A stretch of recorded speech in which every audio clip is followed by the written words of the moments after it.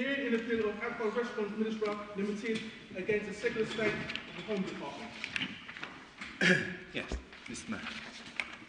Mayor. Good morning, my ladies, my lords. So I represent the interests of the appellant in this matter. My learned friends represent the interests of the respondent. I appreciate that I've been allocated 2 hours to... It seems a long time to deal with what seems to be actually a very narrow point of statutory interpretation. Obviously take your course, but I think we all have the feeling that it's probably more than you will need to make your point, and indeed more than Mr. Mallet will need to make his. Let's see how we... I'm grateful for that indication, my lord. That's very helpful.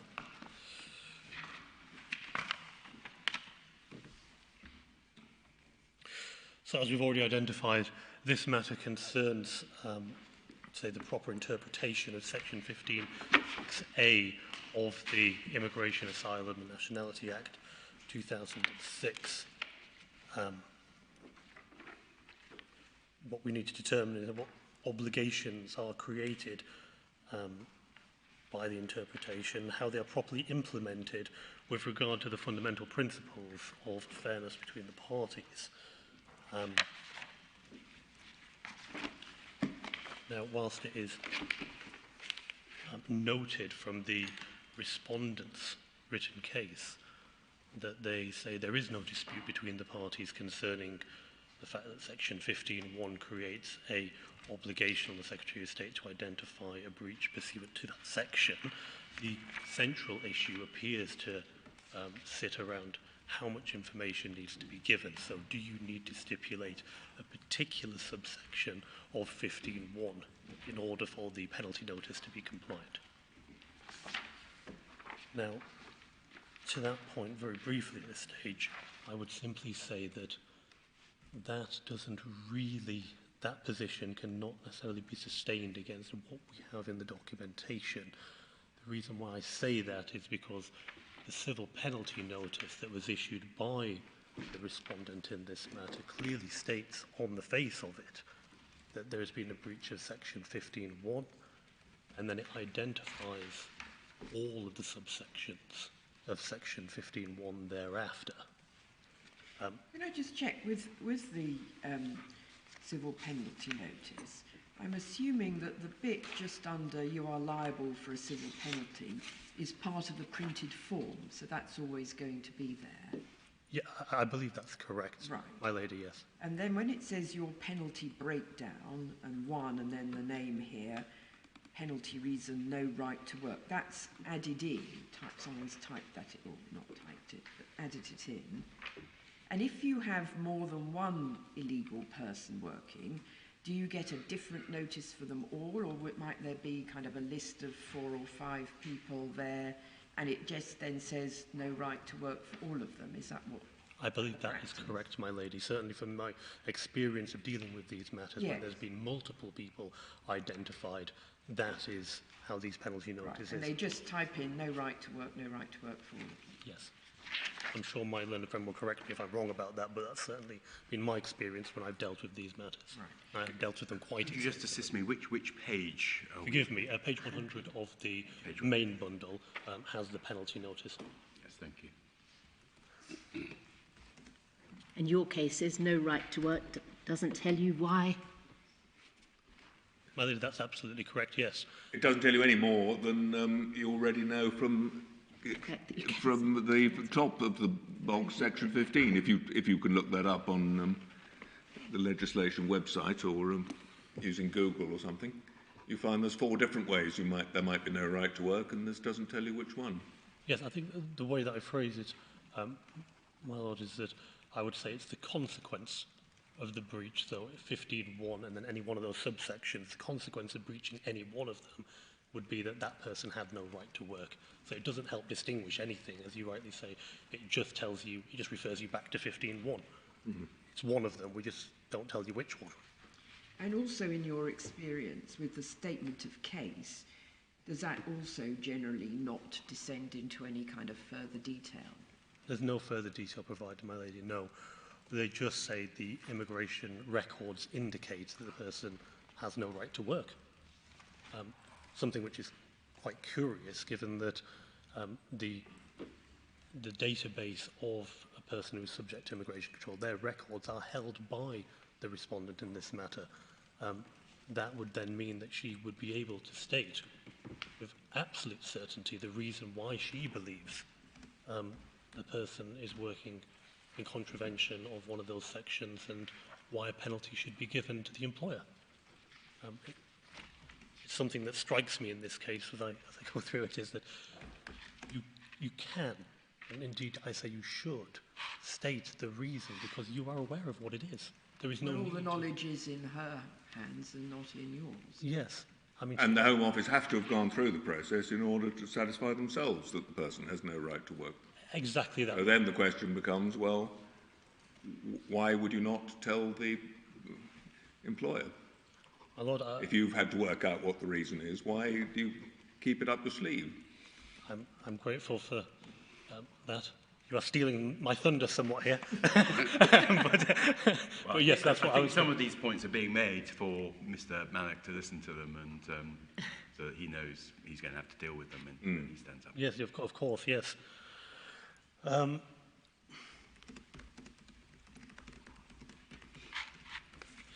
then, of course, having initially looked at this civil penalty notice, and we have noted this bit about 15.1 and all the different subsections, then I think the court obviously would need to look to how this was considered in first instance, so before the county court in Middlesbrough, and what the respondent's position was at that stage.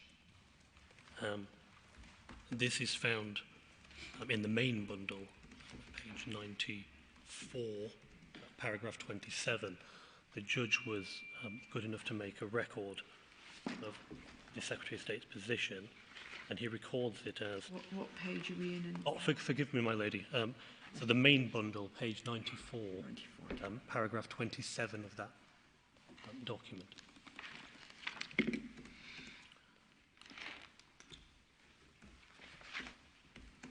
And what the judge records there is that the respondent's position is that there is compliance with the 2006 Act because the civil penalty notice states one or more of the reasons given in section 15.1 of the Act.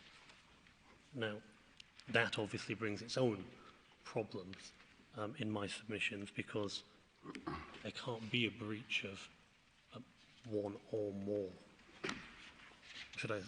of the reasons, because all the reasons that are specified in subsection 15.1 are mutually exclusive of one another. They can't exist at the same time.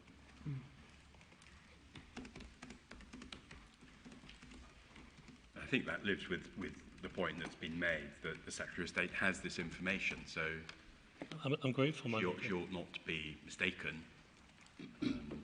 She herself knows, and as you say, they're mutually exclusive categories, so she must know which category the case falls within, or which category she's going to assert the case falls within. Absolutely, my lord, yes.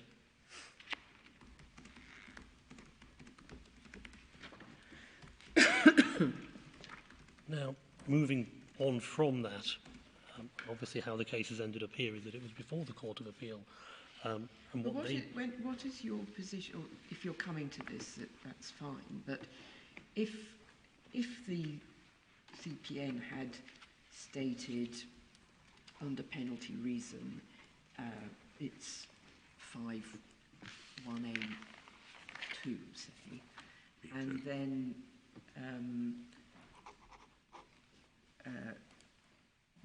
5.1B2, and then she realised that that was wrong and it should have said 5.1B1. I think 15. Sorry, it's 15.1B2. What is your position as to, do you say, well, she has to then withdraw that and give a fresh one, or can she amend it in some way, or if at the objection stage, can she change her mind? Or? Again, my lady, because you've been good enough to look at what it's like in practice. Yes. In practice, what one would experience is the notice is withdrawn, and then a fresh notice is then issued, which then remedies the defect that was existing in the first. So there are notices where the Secretary of State does specify which provision, There is, I have not seen a penalty notice where she's done that. but you are aware that there have been some where she's withdrawn it and said it's a different provision? Sorry, my lady, let me be clear. In relation to other matters, such as they've misidentified the employer, let's say they've put it as a company as opposed to a person, or vice versa, or circumstances where, for example, they've put the incorrect amount in, they don't seek to amend any of those details, they just simply withdraw it and then reissue afresh. Sorry, I've never seen a case where they've actually mentioned the particular subsection, like it's 15. No, we rather got the impression that the practice was not to specify this, but that's what's being tested in these proceedings, whether that's right or not, and Yes. compatible with the statutory provision. But I think that you're making the point that this isn't a sort of one-shot only regime from the point of view of the Secretary of State. It doesn't seem particularly onerous or difficult for the Secretary of State, if a mistake has been made, to correct it by simply withdrawing that notice and issuing another one relating to the same factual circumstances. Is that right? Exactly that, my lord, which is why in my written case you'll see I've made reference to the fact that it's not defeating the statutory purpose in any way. You can still, the statute can still be used and implemented in the way that it was intended to be.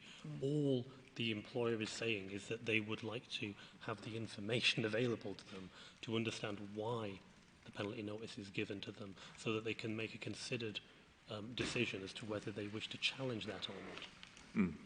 And then if she withdraws it and issues a fresh one, then that at least makes it clear when the deadlines for objecting apply from, whereas if there was an amendment or something, that might be a bit confusing as to... Absolutely that, yes. And historically, I don't mean to go off point here, there was a case I dealt with many years ago where they'd failed to specify the date that it was deemed to be given. And at the very start, when this legislation was incepted, that's how those penalty notices came out. And then when that case was given permission by the Court of Appeal, obviously matters were compromised. But from that point onwards, they always then specified the date the penalty notice was deemed to be given, because historically it just said date of issue on it. And you will note from section 15.6a, it's required to specify the date it's deemed to be given, because obviously the date for calculating, as you have identified there, when one needs to file their objection, when they need to file an appeal, it's all relevant from that date. Yeah. And on this one, we see the date given is 2 days after the date of issue. Exactly that, yes. Can I just check, is there any form of limitation period in relation to events in respect to which a penalty notice can be issued? Not that I'm aware of, my lord, no. There's nothing in the legislation which prevents them. I think it's a very general kind of piece which has been put in to say that you can issue penalty notices if you identify a breach of section 15.1. It simply states that. It doesn't set any time limit.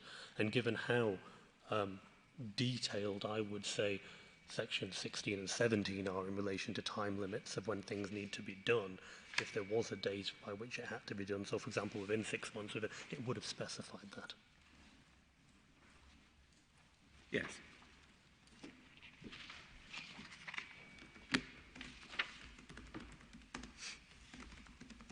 And that seems to be the essence of your case. I don't want to stop you, but I mean, are there any other substantive points that you want to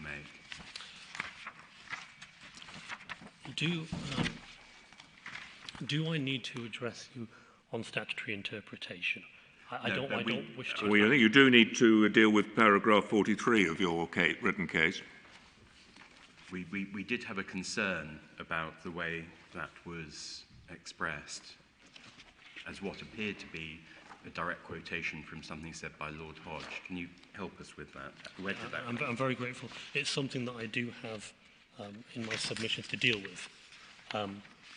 There has clearly been a mistake when I've made a reference to Lord Hodge, and what was meant was Lord Burroughs. Well, Lord Burroughs doesn't use the expression Holy Trinity either, does he? Well, And then in terms of where that reference is... So where does that expression come from? That expression, my lord, one moment, I'll just turn that one up.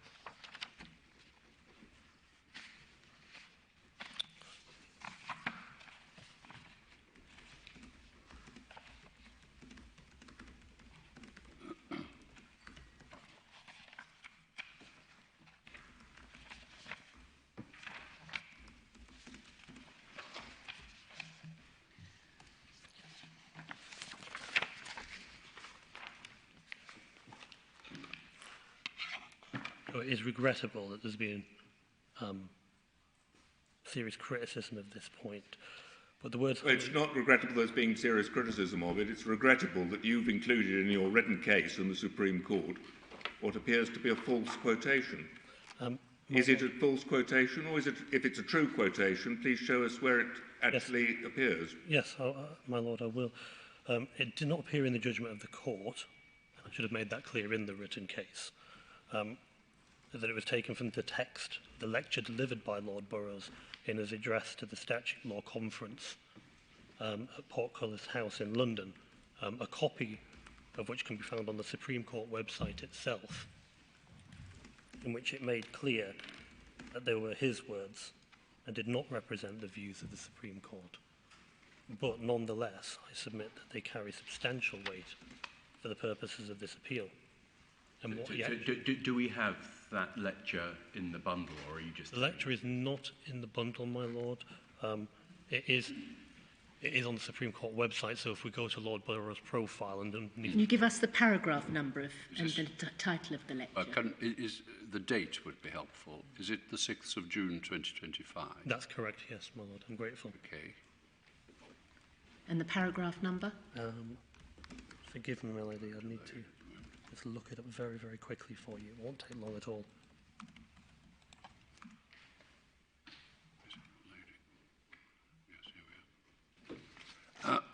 Oh, it's in paragraph 2. 2. Thank you. There is therefore a holy trinity in play, words, context and purpose. Right. As Lord Hamlin and I said in News Corp.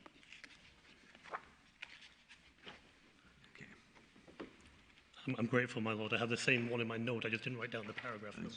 So I'm sorry if I gave the impression that that was coming from the case directly. It did not. It came from that lecture. You'll see from my written case that I've looked at other lectures from this court, and I guess I've just got carried away with myself and a bit too enthused of it. But I do. It's my mistake, and I put my hand up to it. Right, so it's not a hallucination. No, my lady, it's no hallucination. The document appears on the Supreme Court's website, and it is drafted by Lord Burroughs himself, who obviously gave the judgment in the News Corp case. But I think there are two lessons under. One is identify the person correctly who made the comment, and B, make clear where it is, rather than suggesting it might have been in the case which is referred to. Absolutely, my lord. Lesson learned. Yes. So was there anything else that you wanted to say by way of substantive support of the appeal? In terms of statutory interpretation, because I know you have all read, and you will understand it infinitely better than I will, so I don't profess to teach you guys how to suck eggs, basically. Okay, but if you do want anything... Usually wise as an approach. I think you can take it that we're very familiar with the basic principles of statutory interpretation, but thank you for checking. We've dealt with the issues concerning the actual CPN itself and what flows. Yes. Error of law by the Court of Appeal. My written case does identify all the different errors that I wish to challenge. Yes. Is it really necessary to break down all the errors in that way? I mean, as it seems to me, at any rate, either you're right about the interpretation of Section 15, or you're not. I mean, if you're right, the Court of Appeal's judgment couldn't stand. But if you're not, then whatever. Court of Appeal said you're still wrong. Their conclusion would have been right, even if we didn't agree with everything that they had said. In which case, the final thing left on my agenda would have just been the respondent's notice, my lord. And obviously, I think a very similar thing flows from what you've just said about the Court of Appeal's decision there, that if it is wrong, then the respondent's notice doesn't take the matter any further. It so fundamentally goes to the issue. Yes. The error is not immaterial, it's clearly material and one which goes to the very root and the heart of this issue. Yes, I think, as I understand your position on that, you say, well, if we're right in our interpretation of Section 15 and that there is a mandatory obligation on the Secretary of State to specify which ground, and you say that there are reasons why, from the point of view of the citizen who's received one of these notices, they would wish to know that so that they can give a considered response, that actually there isn't any room for a synergy type approach to say that actually, although you start from the starting point, it is mandatory, that you end up concluding, well, it's not mandatory, it doesn't matter at all. Absolutely, yes. Yes. In which case, I think those are my submissions, unless I can assist any further. Thank you very much. I'm grateful. Thank you, Mr. Mahon. Yes, Mr. Mahon. Lords, Lady, there is no dispute between the parties as to three matters. First, that the appellant employed an illegal worker to work in its kitchen. The worker had no right to work in the UK. He was an overstayer, and his leave to remain had ended.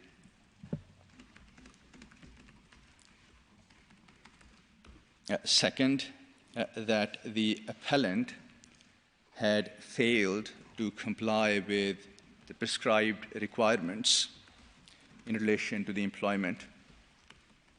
It conducted no right to work check regarding this worker.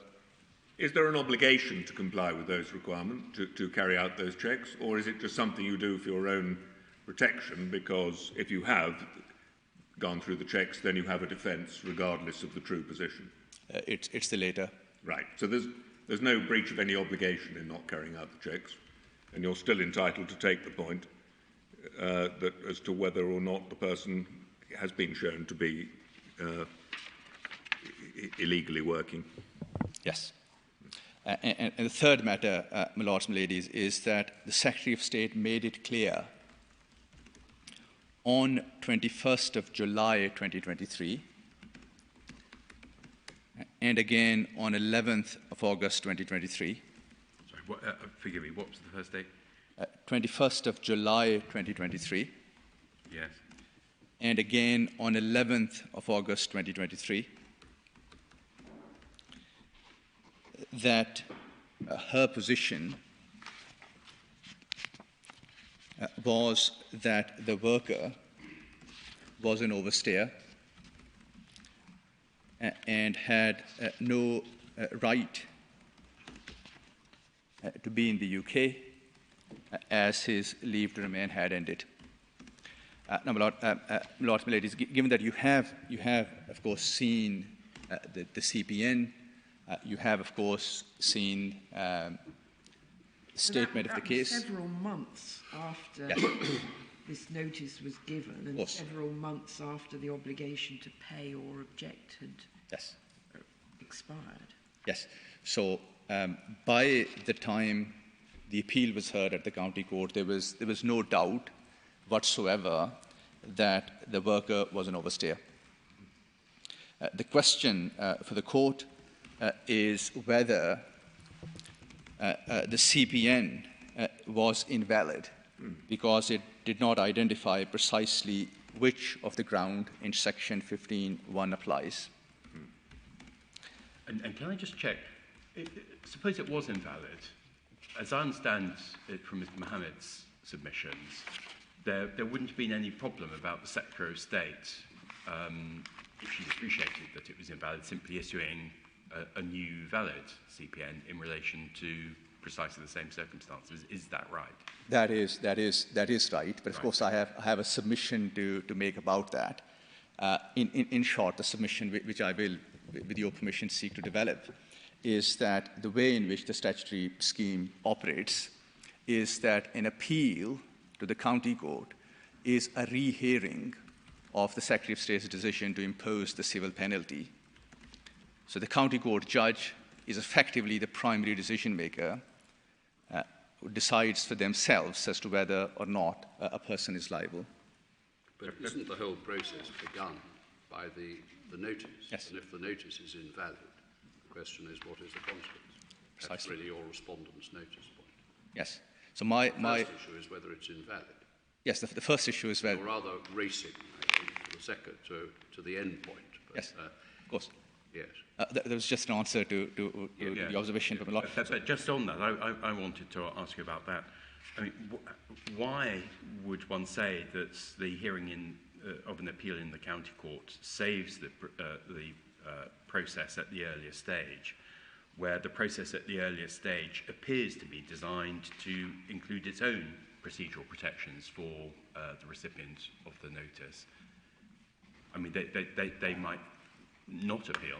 I mean, they might think there's no point, or it's all going to cost a lot of money, let's forget about it.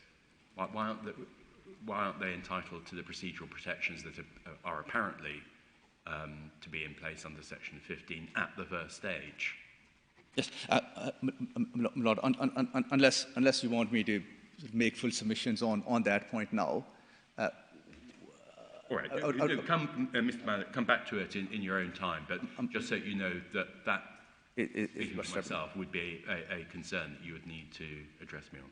Very good. So the construction that Millennium Trent seeks to put forward is essentially that if the notice does not identify precisely which of the grounds in Section 15.1 is breached, the notice is invalid. Mm-hmm. And in my submission, that construction is first inconsistent with the natural and ordinary meaning of the words used in Section 15.6. Second, it ignores the context of that provision and the statutory scheme read as a whole. And third, it undermines the purpose of the legislation and leads to odd outcomes. So may I respectfully address you very briefly on the 3 points in turn. Yes. And once I have made submissions on these 3 points, I will then make some brief submissions on the Respondent's Rule 22.3 notice, which essentially makes the point that even if there was a defect or omission in the notice, it did not render the notice invalid because there was substantial points and because the alleged defect was immaterial to the outcome. And that's your synergy point, to give it a label. Yes, thank you. So may I start with the text of the statute. Now, if you go to page 147 of the bundle, you will see Section 15.6. And my lords and my ladies are of course, familiar with what the provision says at subsection 6A. The words require the Secretary of State to state in the CPN why she thinks that the employer is liable to a penalty. Do you accept that before the Secretary of State is entitled to issue a notice, she must have established, at least to her own satisfaction, that one of the grounds in Section 15.1 applies? Yes.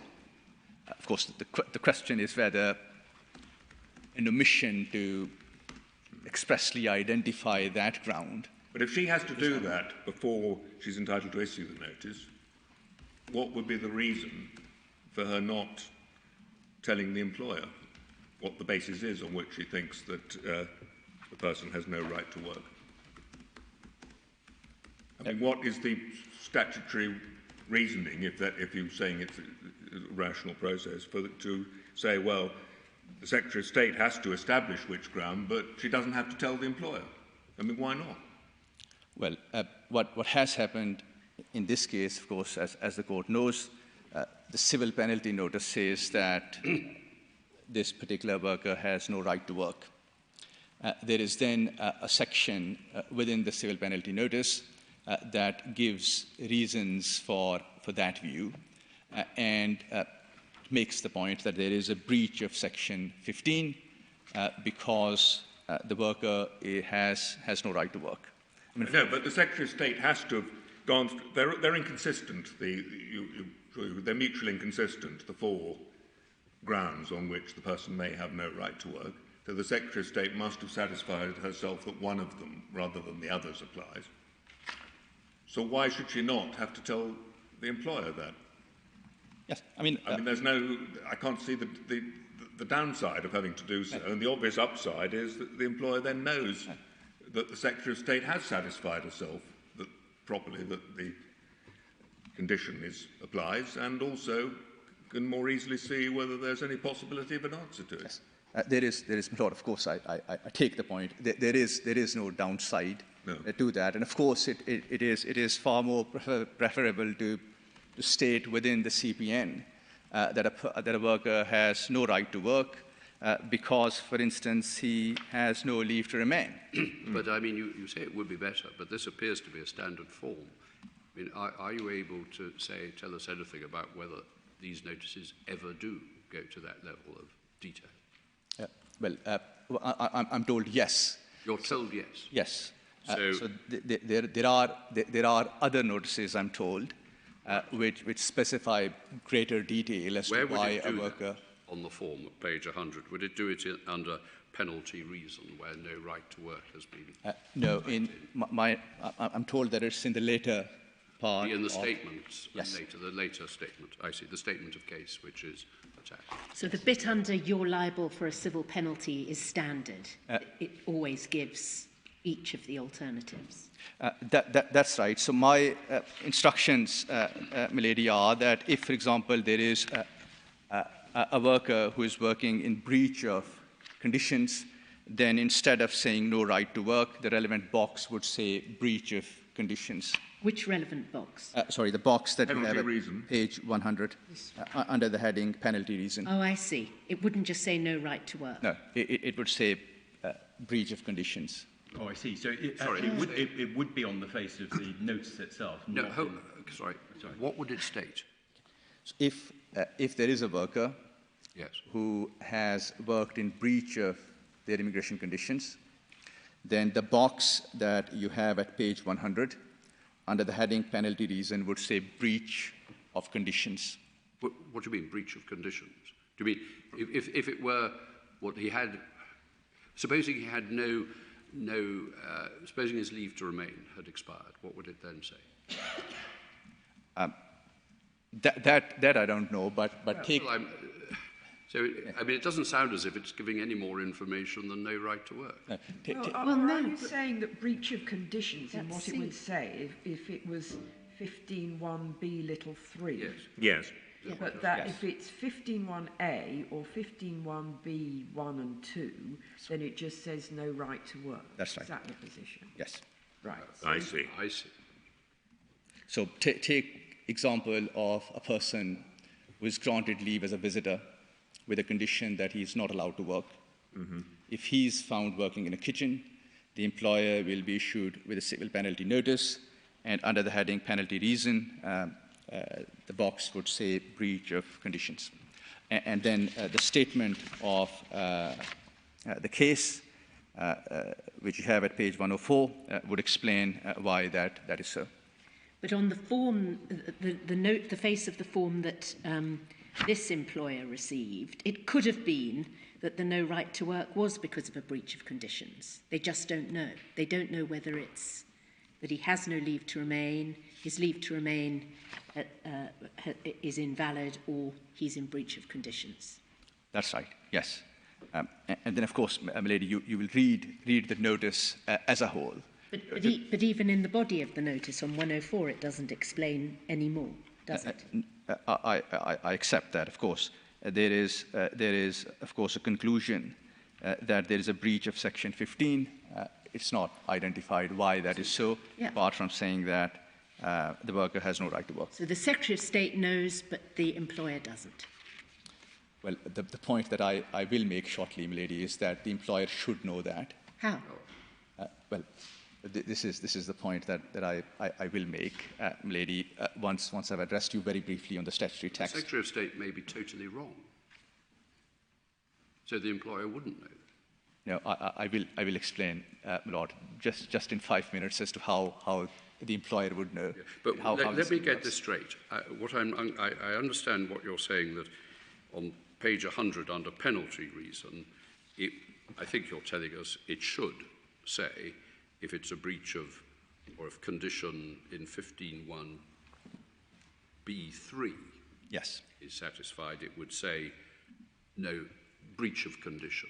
Yes. But if it was 15.1a or b little 1 or little 2, it would say no right to work, as it does here.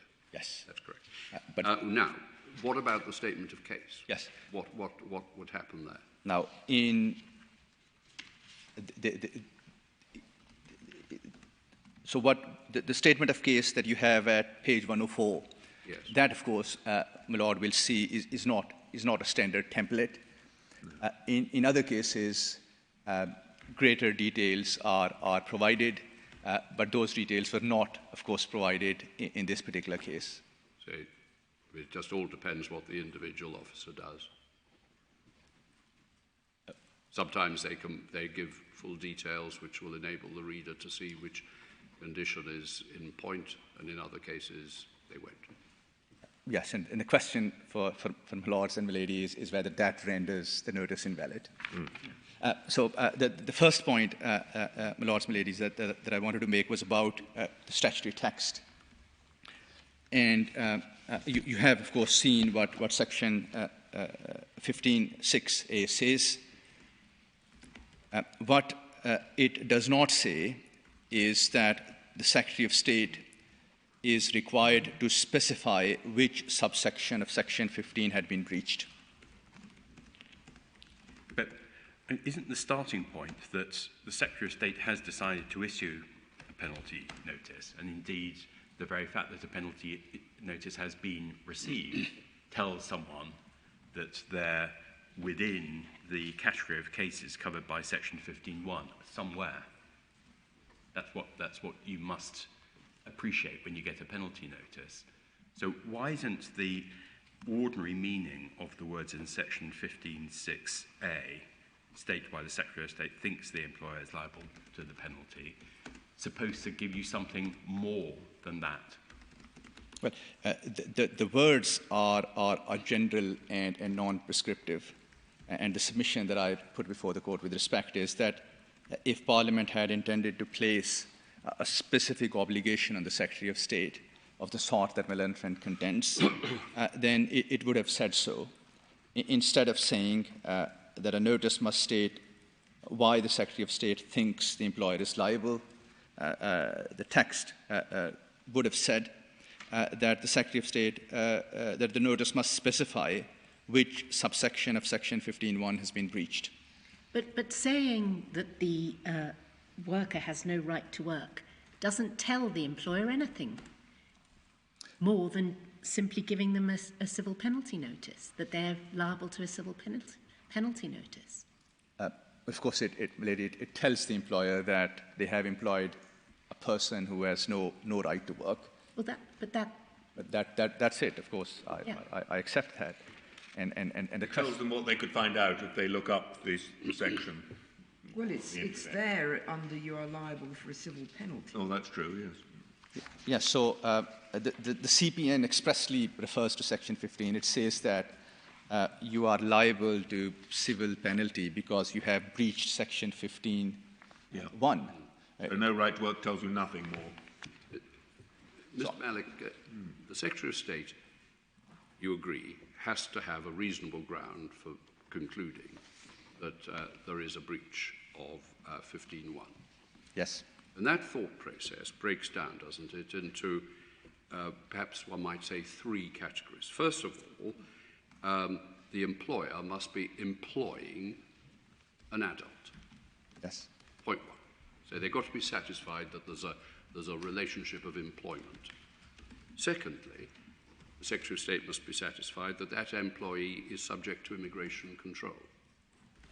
Yes. And thirdly, the Secretary of State must be satisfied that one of A or B, little 1, little 2, or 3, are satisfied. Yes. Aren't those the reasons why the Secretary of State thinks that the employer is liable to a penalty? Yes. Well, why? Therefore, there must be stated in the notice those points. Yes, and therefore, to say just no right to work does not comply is not a statement of why the Secretary of State thinks that my third category is in play.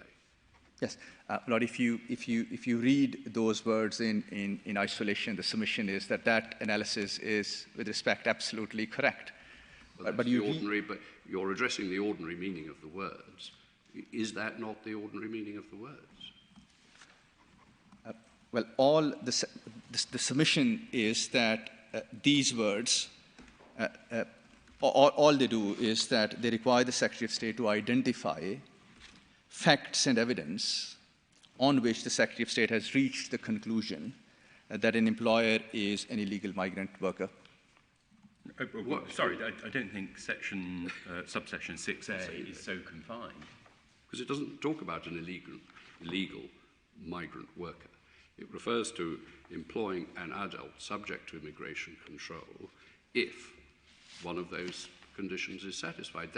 That identification of A or B1 or B2 or B3 forms part of the reason why the Secretary of State thinks the employer is liable to the penalty. Isn't it? I mean, not disagreeing at all, my Lord, with what you're saying. Again, I said yes. It would have been, of course, much better for the notice to say what you're contemplating. It's not being better. It's looking at the natural meaning of the words. State why the Secretary of State thinks the employer is liable. Well, it requires a bit of context. The context is the rest of the section. Well, that's what I mean. The context is subsection 1. Yes. And as I've said, subsection 1 breaks down into these three elements. Yes, so... And this notice, as it appears to me on the ordinary meaning of the words, does not satisfy that because it doesn't tell you what the Secretary of State thinks is the relevant condition. Okay. Now, Lord, the notice says that the Secretary of State thinks that the employer has breached Section 15 of the 2000... State why. Yeah. Doesn't have to state that the Secretary of State thinks. It must state why the Secretary of State thinks. I.e., what are the reasons that have led the Secretary of State to that conclusion? It's setting out the Secretary of State's case, yes, so that the recipient of the notice knows the case that they have to meet. Yeah. So why?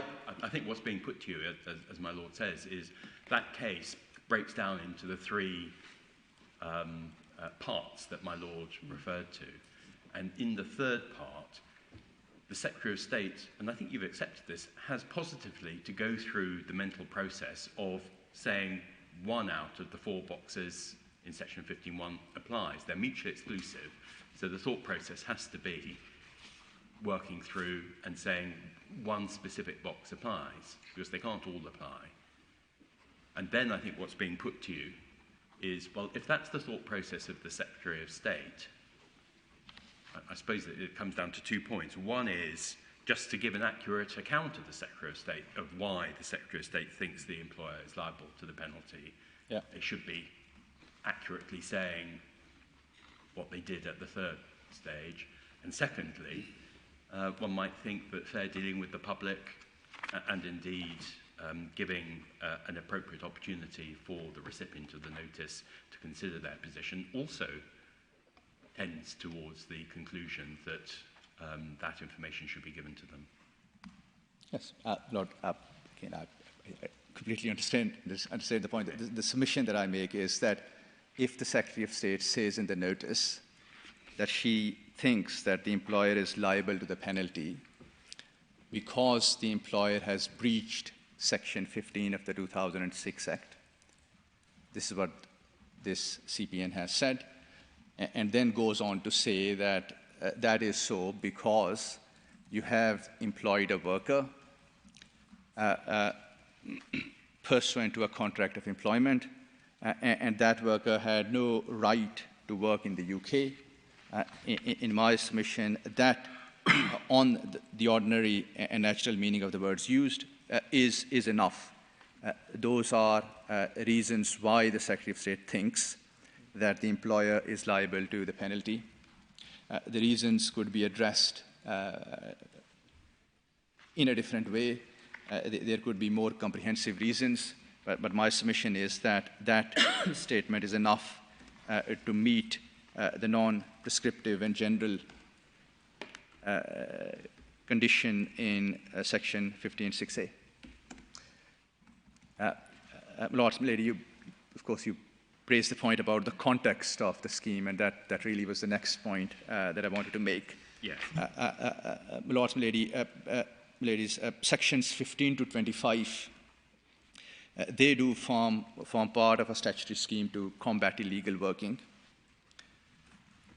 And that is the mischief that these provisions are aimed to address.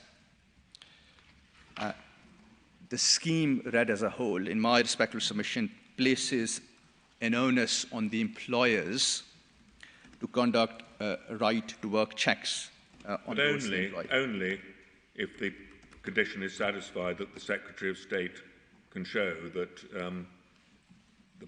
a person was employed who had no right to work. That's the starting point. And then as a defence, even if that is demonstrated by the Secretary of State, to show that you went through the checks. So, I mean, Section 15(5) sort of reinforces that, doesn't it? Because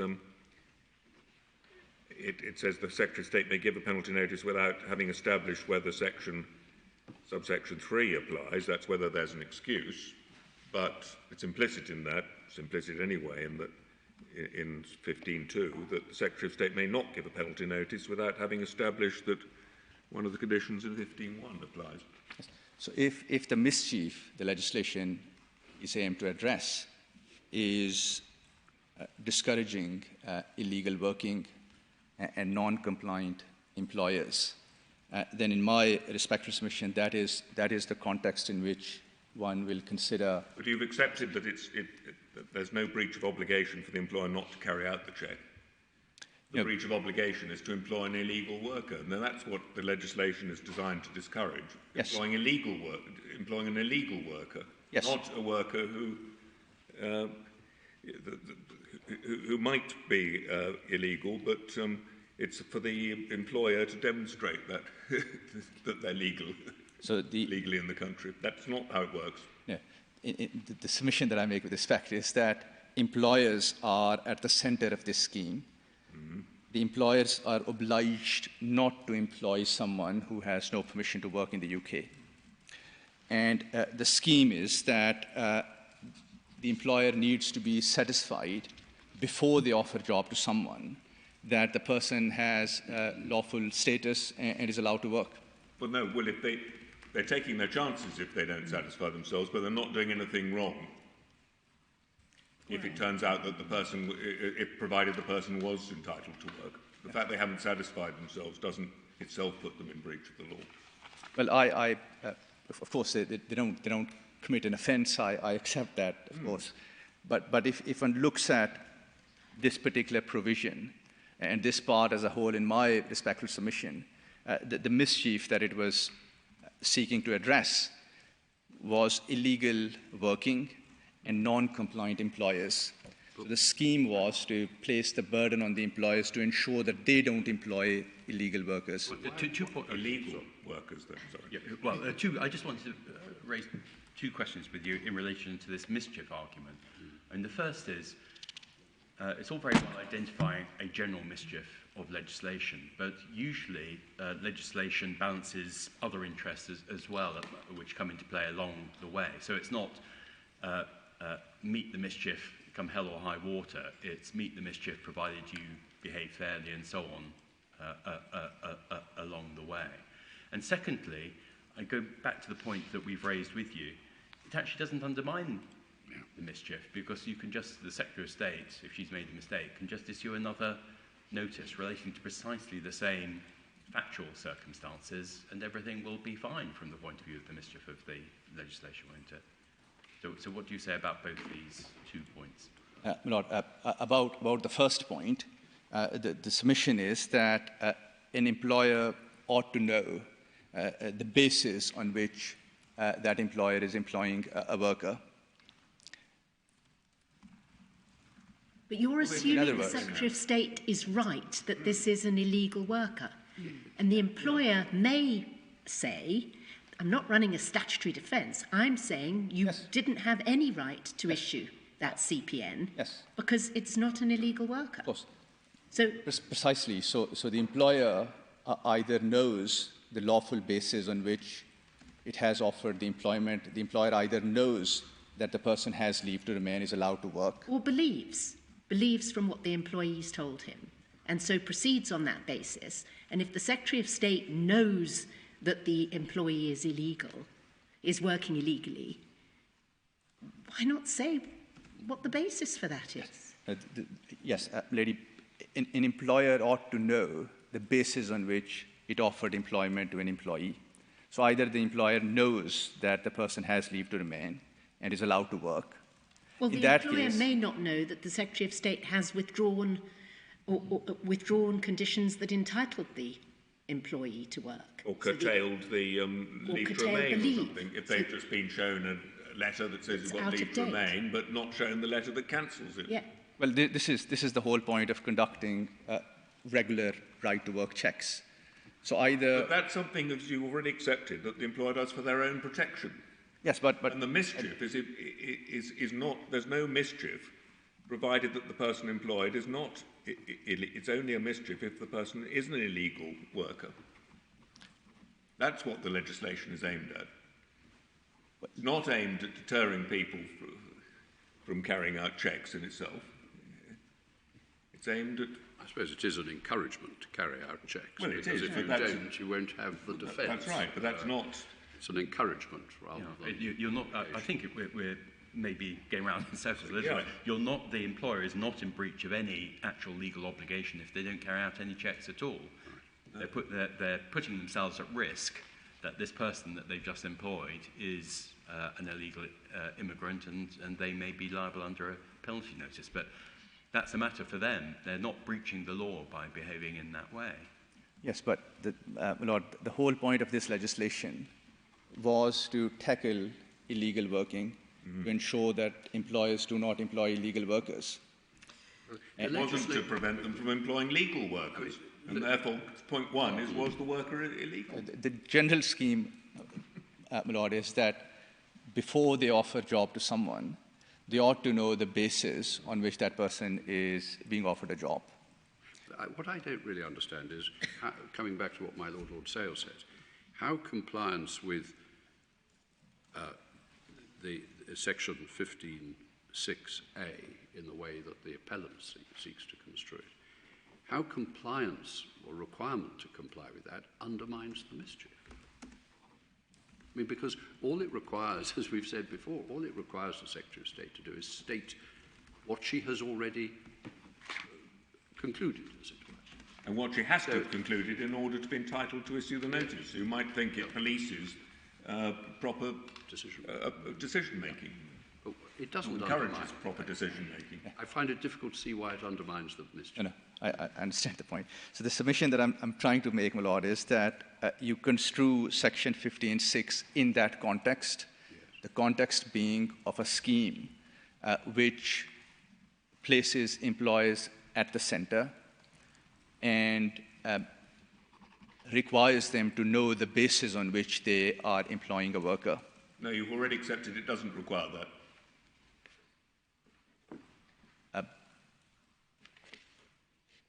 Well, if they don't conduct the right-to-work checks, of course, I accept that they breach no legal obligation. They don't commit a crime. So the Secretary of State still has to show that there was a breach. No. And if she has to show that, surely it makes sense to interpret 6 as explain the basis on which she is seeking to show that. Well,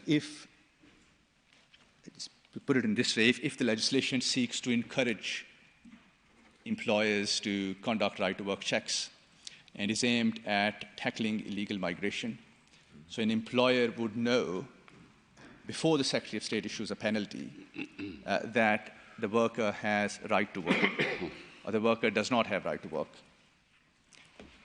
That is the context. Why is that a good reason for the Secretary of State to hold back the reason that on which she believes that there's been a breach? I'm not suggesting that that is a good reason for the Secretary of State to withhold any information. The submission that I'm seeking to make is that in that context, it isn't surprising that Parliament used general and non-prescriptive language in Section 15(6). Well, you say it's general and non-prescriptive, but I'm bound to say it doesn't strike me as general and non-prescriptive. It requires her to state why she's given the penalty date. Well, it's general That's and non. not general. It focuses back on the requirements that must be satisfied under subsection 1. Well, it's general and prescriptive, non-prescriptive in comparison to the sort of language that that I sought to identify earlier in my All it submission. would require, I mean, all the draftsman has done is use a perfectly, to my mind, acceptable shorthand formula. I mean, he could. I mean, what you're suggesting is that he should have set out it, or she should have set out again, the elements of subsection 1. Or it should have said state which of the subparagraphs in 15.1 is relied on. Or When I make, I mean, of course, my lords and ladies would be familiar with the legislation in immigration context generally. For example, notices, regulations. There is legislation that says that a decision must specify certain grounds, and I'll take you to that. So you do have examples of that sort of prescriptive language. But why isn't it a sufficient explanation why the draftsman has chosen this formula, that the statement of why is going to cover the 3 areas that my Lord Richards pointed out? So it's not just specifying which box you fall within section 15.1, it's also dealing with the reasons that the Secretary of State thinks the person is employed and so on. So you'd have to identify, as they have, Yes. the name of the employee, for example. Yeah. And why they're employed. Why they're an employee, as opposed to an independent contractor, for example. And indeed, that is what this notice does in the statement of objections point. Yeah. Statement of case part of the notice. So it seems natural use of language, if one may say so, in subsection 6A to use this rather compendious formula to cover all these things. But it still seems to be a formula directed at the Secretary of State explaining to the recipient of the notice the case that is going to be made against him, or is believed to be a good case against that person by the Secretary of State, which, and we are going round, I appreciate that, but just to make the point, which necessarily includes the Secretary of State having gone through consideration of which box in section 15.1 is the applicable box. Yes. I think I appreciate I'm restating what has been put here. Is there anything more that you wanted to say to us about that? No, not on the statutory text. I think I've done my best on the statutory text. The second point that I was seeking to make is that you read the statutory text in the context. And one of the points that I made was that you construe subsection 6A in the context that an employer is at least encouraged to know the lawful basis on which the employer employs someone. So in other words, the employer ought to know why they have offered a job to someone. They either know or they don't. Right. Well, that's not true. No. They may believe they know. Yes. Yeah. I mean, why isn't that actually almost more of a reason why the Secretary of State should specify? Because the employer might have been told, Employer might have been told, shown a letter saying I've got leave to remain with right to work, but not been shown the cancellation. So they might think that the person appeared to have the right to work, but if they were told, no, actually it was cancelled, that letter, well then they'd realise they hadn't got a defence, they'd better pay out the penalty. See the point. But the way the right to work check scheme works is that an employer checks the position with the Secretary of State, and there are prescribed requirements as to how those checks should be conducted and what sort of documents should be in the file. But that's only to give them a defence. Yeah, we come back to that point.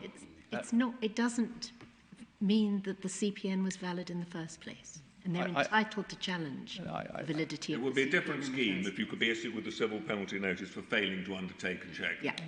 I accept that, Lord. The submission that I'm seeking to make is that, well, notwithstanding that fact that it simply provides a defence, it is nevertheless part of the statutory scheme which provides the context in which it goes through. It's not only just a defence, but the Secretary of State can issue the CPN without establishing whether the employer has done anything about subsection 3.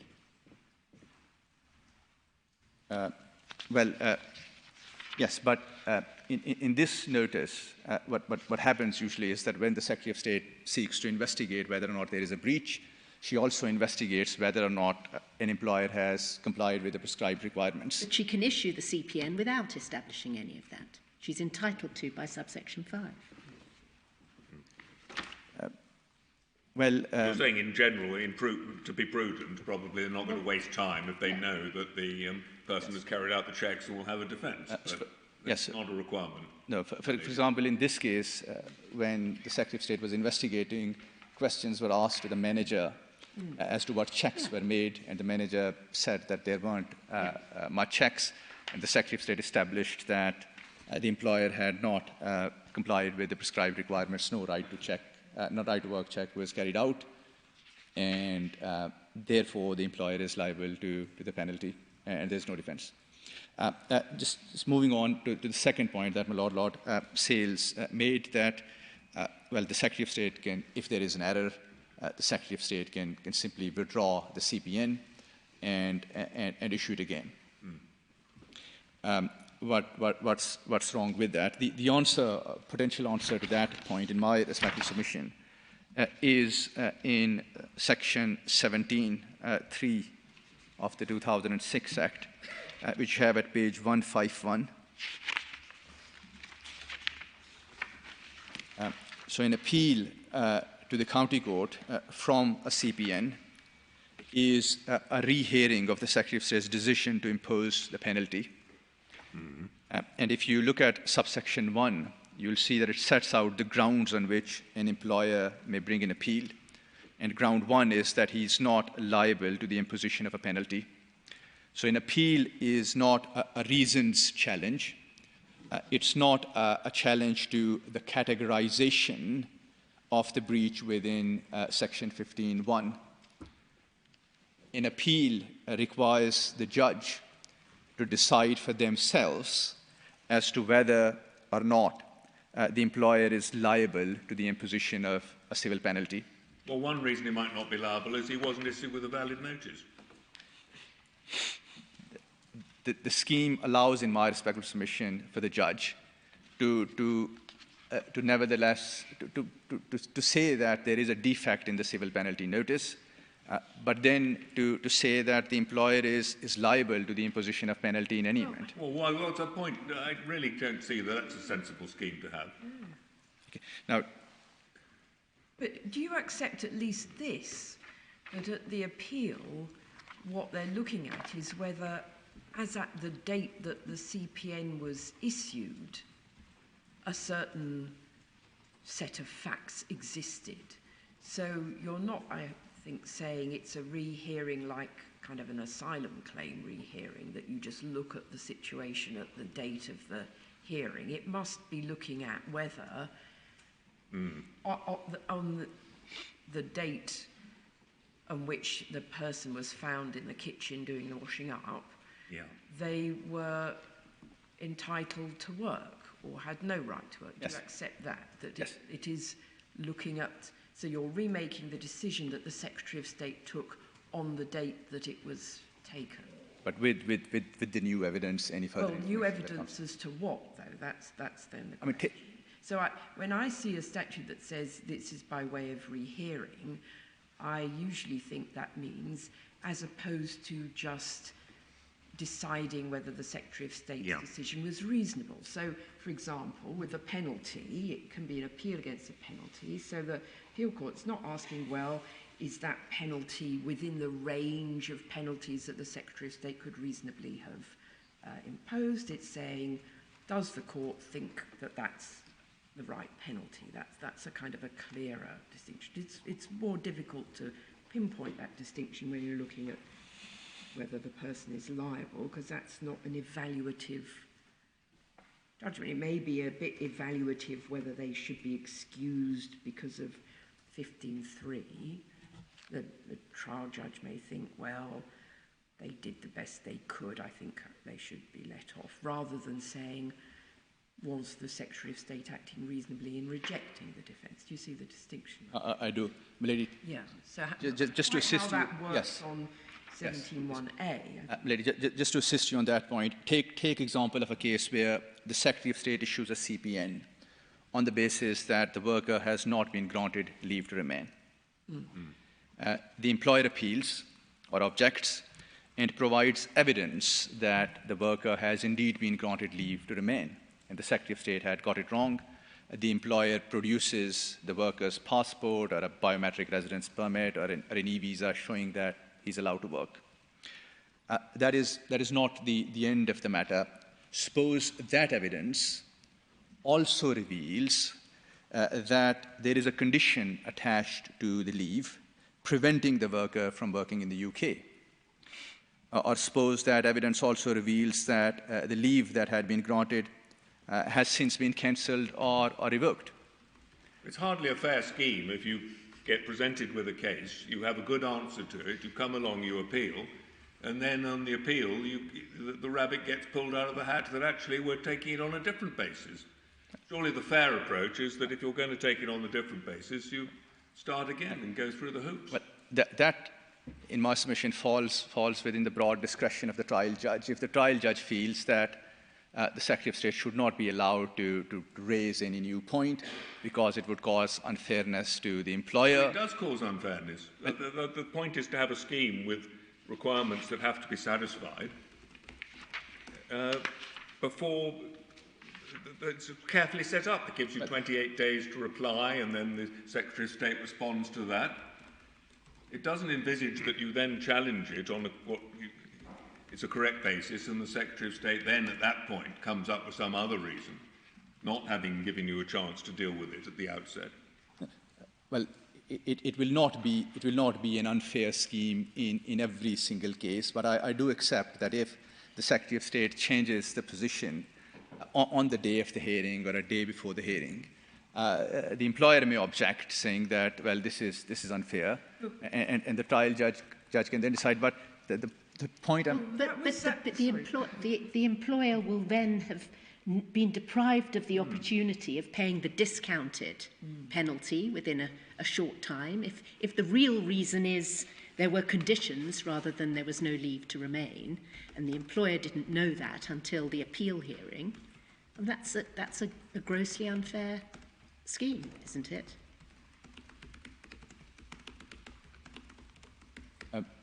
The employer is presented with a case that the worker had no leave to remain. Yes. So the employer has seen the worker's passport and believes that the worker does have leave to remain, and so challenges the scheme, objects, and then appeals. Yes. On the rehearing, the Secretary of State accepts that she was wrong about the passport, but she produces, like a rabbit out of the hat, the fact that there are conditions or that the leave to remain was withdrawn, a basis that she hadn't relied on initially and that the employer didn't know anything about until the appeal hearing, but you say is permitted because it's a rehearing. Well, in that situation, the employer wouldn't have had the opportunity to pay the reduced penalty on page 100, the discounted penalty, which he might have done had he known that there was this basis that he knew nothing about and that he can't gainsay. Yeah. So, lady, that is a point that the trial judge can take into account and decide the appropriate amount of penalty to impose. But why isn't that a reason to say that you have to start again, just as you accepted you could start again, and withdraw that penalty notice and start again by putting in a penalty notice on the correct basis. Well, the submission is that because the appeal is a rehearing and subsection 3B requires the judge to take into account any matter that the judge thinks is relevant, and that may include matters which the Secretary of State was unaware of. And the potential unfairness that is troubling Milady, in my respectful submission, is addressed by the discretion given to the judge to decide the appropriate amount of penalty in subsection 1. But I mean, in this case, the judge in the county court did decide to allow the Secretary of State to change reasons on the basis that it wasn't unjust for her to be allowed to do so. But what I don't quite understand is where, if you're right, that, I think it's been put, the Secretary of State can keep in reserve the reason that she's relying on, how does that kind of justice preventing unfairness filter come in? You're saying the Secretary of State's entitled to choose on the day of the hearing what basis she's relying on, and that's her statutory right. So how could a judge stop her doing that on the basis that it was unfair to the employer? Lady, in this particular case, well, unless I've missed something, the judge found that there wasn't a change in the reasons as such. Right, That's what the judge said. The Secretary of State, the correct analysis is that the Secretary of State clarified her position well before the hearing, making it clear that her position was that the worker was an overstayer, had no leave to remain, and for that reason, the employer was liable to the imposition of the penalty. Well, I would have thought you're only liable to the imposition of the penalty if you've been served with a valid notice. And if the notice you've been served with is not a valid notice, you're not liable. You don't have to pay the penalty. You're not liable to pay the penalty. So, so it begs the question. So a judge decides for themselves under 17(1) whether an employer is liable to the imposition of a penalty. But if you're wrong on the issue of interpretation, then in this case, they were not liable because the notice hadn't given the reason why the employer thought they were liable, and they hadn't been served with a valid notice, so they weren't liable to pay any penalty. But the submission, Lord, that I'm seeking to make with respect is that, again, this is the context point, that this is the context in which you'll construe Section 15(6). The context being that an appeal is a rehearing, and if there is a defect or omission in the notice, that does not necessarily mean, or an error in the notice, that does not necessarily mean that the appeal is allowed. The appeal is only allowed if the judge concludes on the evidence that the employer is not liable to the imposition of penalty. There is then, Lord, a sort of practical point in my respectful submission in response to the observation that Lord Sales made as to why the Secretary of State cannot simply withdraw and reissue. Now, as I said at the outset, there is, in my submission, no doubt on the facts that this employer is liable to the penalty. There's no doubt that this employer employed a worker with no permission to work because his leave had expired. You mean there's no doubt that the Secretary of State could have served a valid penalty notice? Yes. No, I mean, could have expressed, the submission being that could have expressed reasons differently. Now, Miller and Friends' case is that, well, all the Secretary of State has to do is to withdraw and reissue. The submission that I make is that, well, if the Secretary of State withdraws the decision and reissues it, then one goes through the process again. There is then a right to object. There is then a right to appeal. And then after going through the process... It means you haven't short-circuited the process and missed out those... The submission is that if, after going through the process, one achieves precisely the same outcome that... but having But in done a so in a fair fair way. way.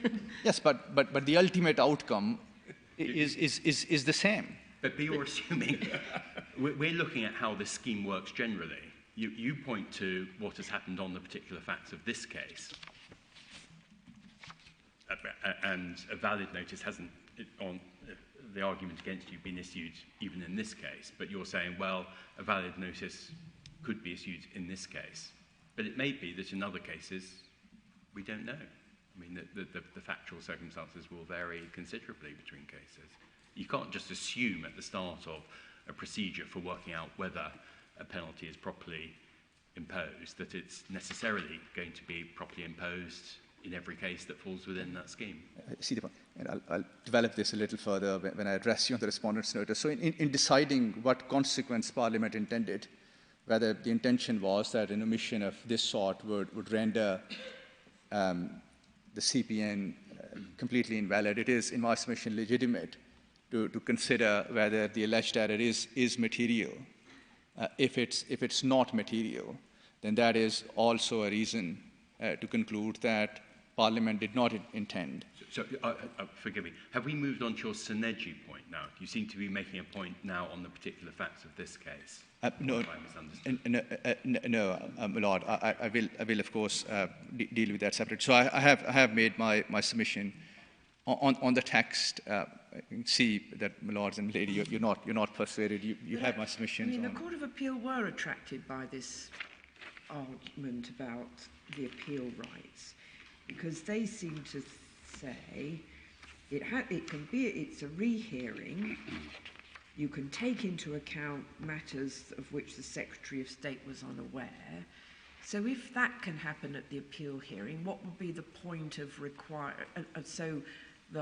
they seem to say that meant that the basis of the penalty notice was all to be reconsidered by the appeal court, which the appeal court would then have to decide which, if any, of the grounds in 15.1 were made out.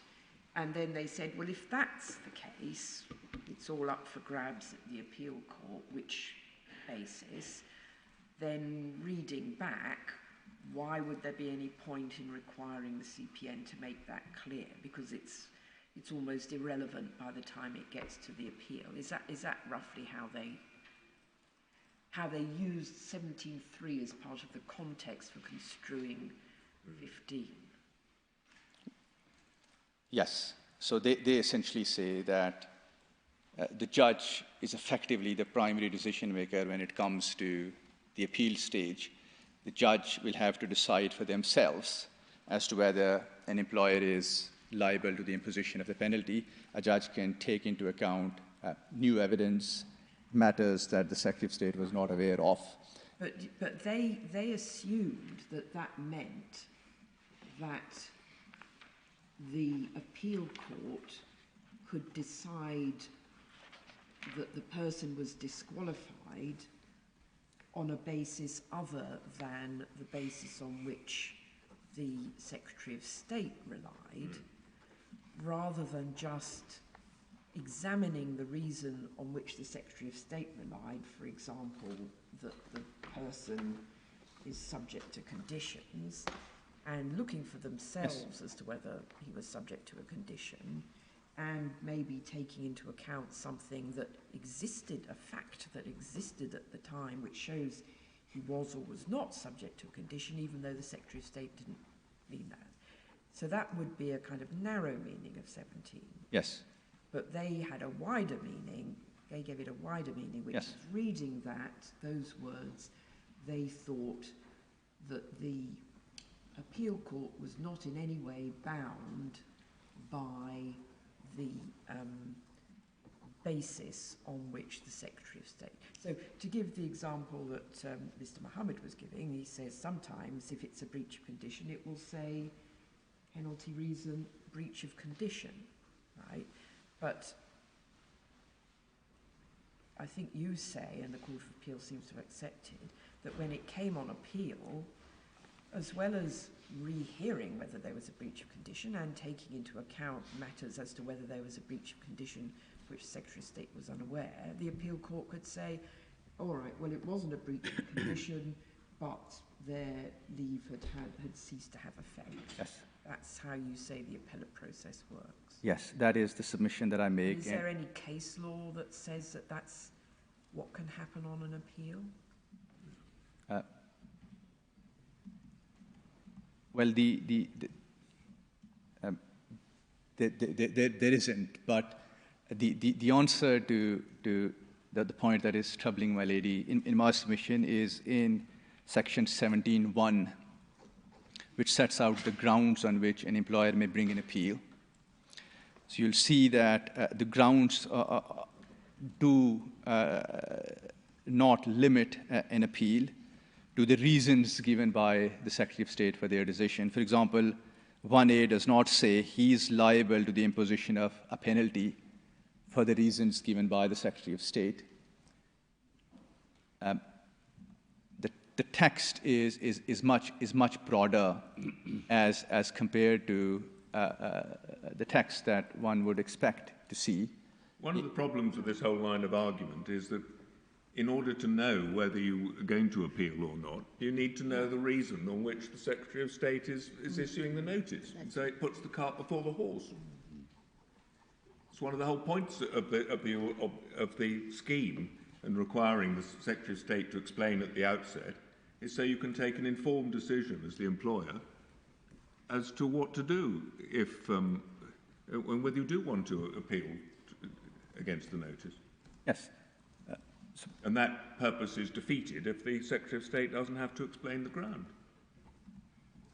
Well, it comes back, of course, to the same point as to whether you accept or reject the submission that I make. I know, but it seems to be difficult. I find it hard to see how you can use the appeal process as a reason to work backwards to say you don't have to specify the reason. It seems to reinforce the importance of doing so. Lord, what I'm seeking to submit is that if there is a mistake in the CPN or an omission,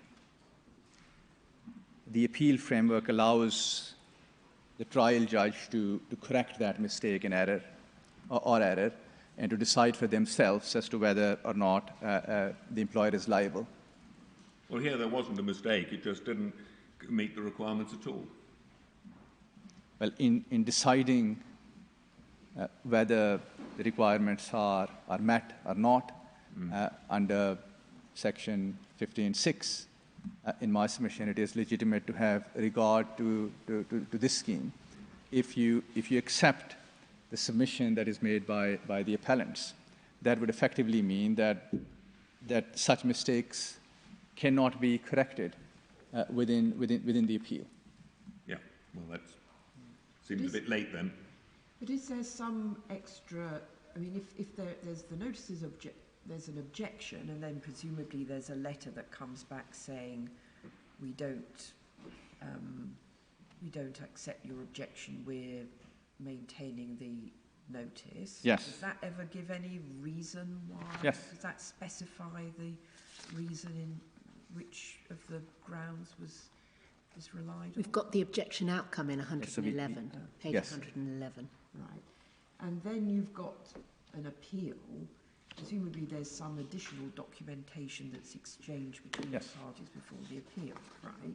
But so are you saying that despite all that, the employer has to come to the appeal prepared to counter a case on any of the grounds in 15(1) because he's got to show he's not liable to the imposition of a penalty? Yeah, so the burden on an appeal, the burden of proof is on an employer. The employer has to demonstrate before a judge that they are not liable to the imposition of the penalty.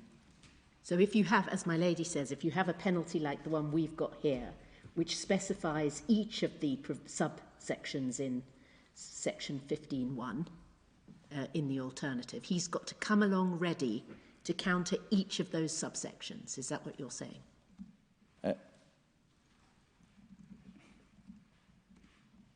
Yes, he only succeeds in an appeal if he demonstrates that he is not liable. In other words, I don't see that can be right. Surely it remains the case that the Secretary of State has to demonstrate that one of the matters are met. It may be that you appeal on the ground that you contest that, but if it's a rehearing, the Secretary of State is going to, in order to uphold the notice, is going to have to demonstrate that the employer falls within one of the categories in 15.1. Well, on that point, there is an authority which says that the burden of proof is on the employer. Well, I think that may be wrong at the moment. I mean, why should the employer have to prove the negative when the structure of the scheme is that the Secretary of State has to establish, in order to be entitled to issue the notice, that one of those requirements is met? Well, that is how the statute is framed. An employer may appeal on the ground that he is not liable to the imposition of the penalty. It is not, in my respectful submission, very different from general immigration context. A person makes an application for leave to remain to the Secretary of State. The Secretary of State refuses that application on the basis that requirement X of the immigration rule is not met. The person appeals to the tribunal. The appeal is a rehearing.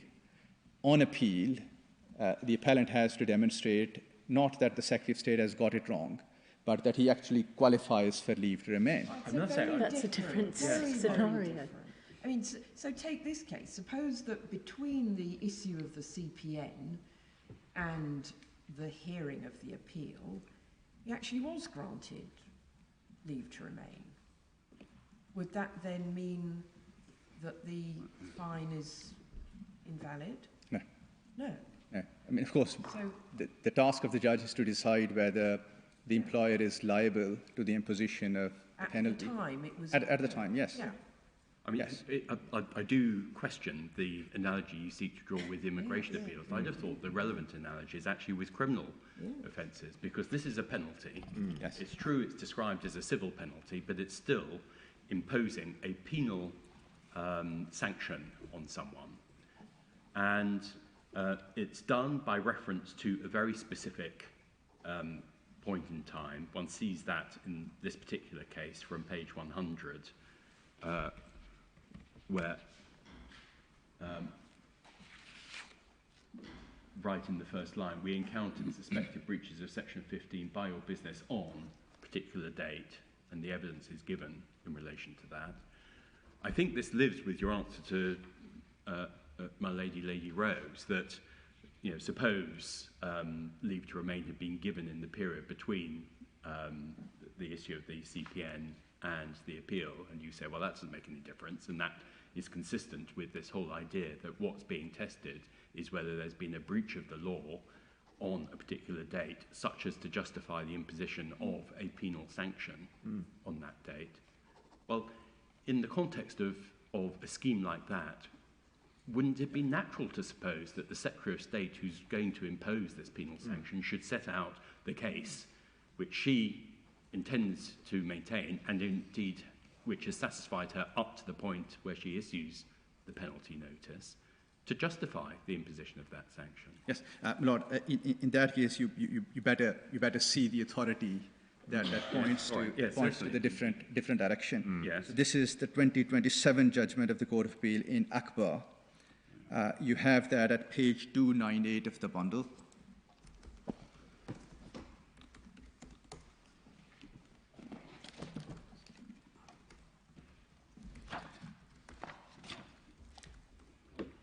So this is an appeal that relates to the imposition of a civil penalty. If you look at paragraph 6 of the judgment, which you have at page 300, you'll see that the court identified section 17, the provision that concerns an appeal, and then paragraph 8.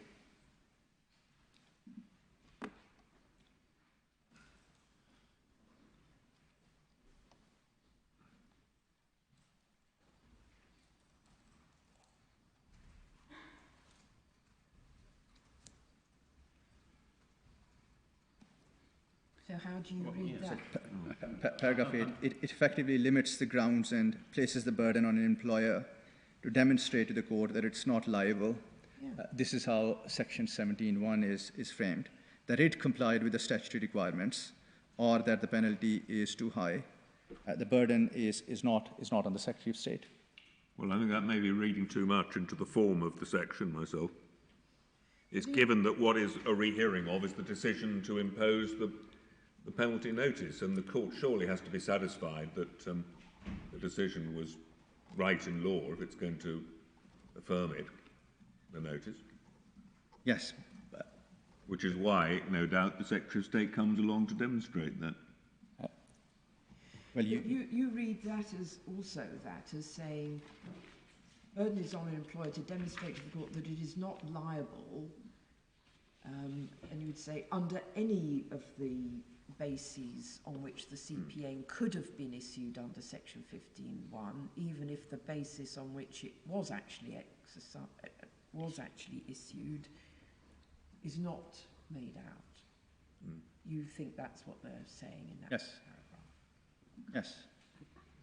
So that if the Secretary of State chose not to come along with any bundles and just to say you've got to prove it, and the person didn't prove all the grounds, rule them all out, then the appeal would be rejected.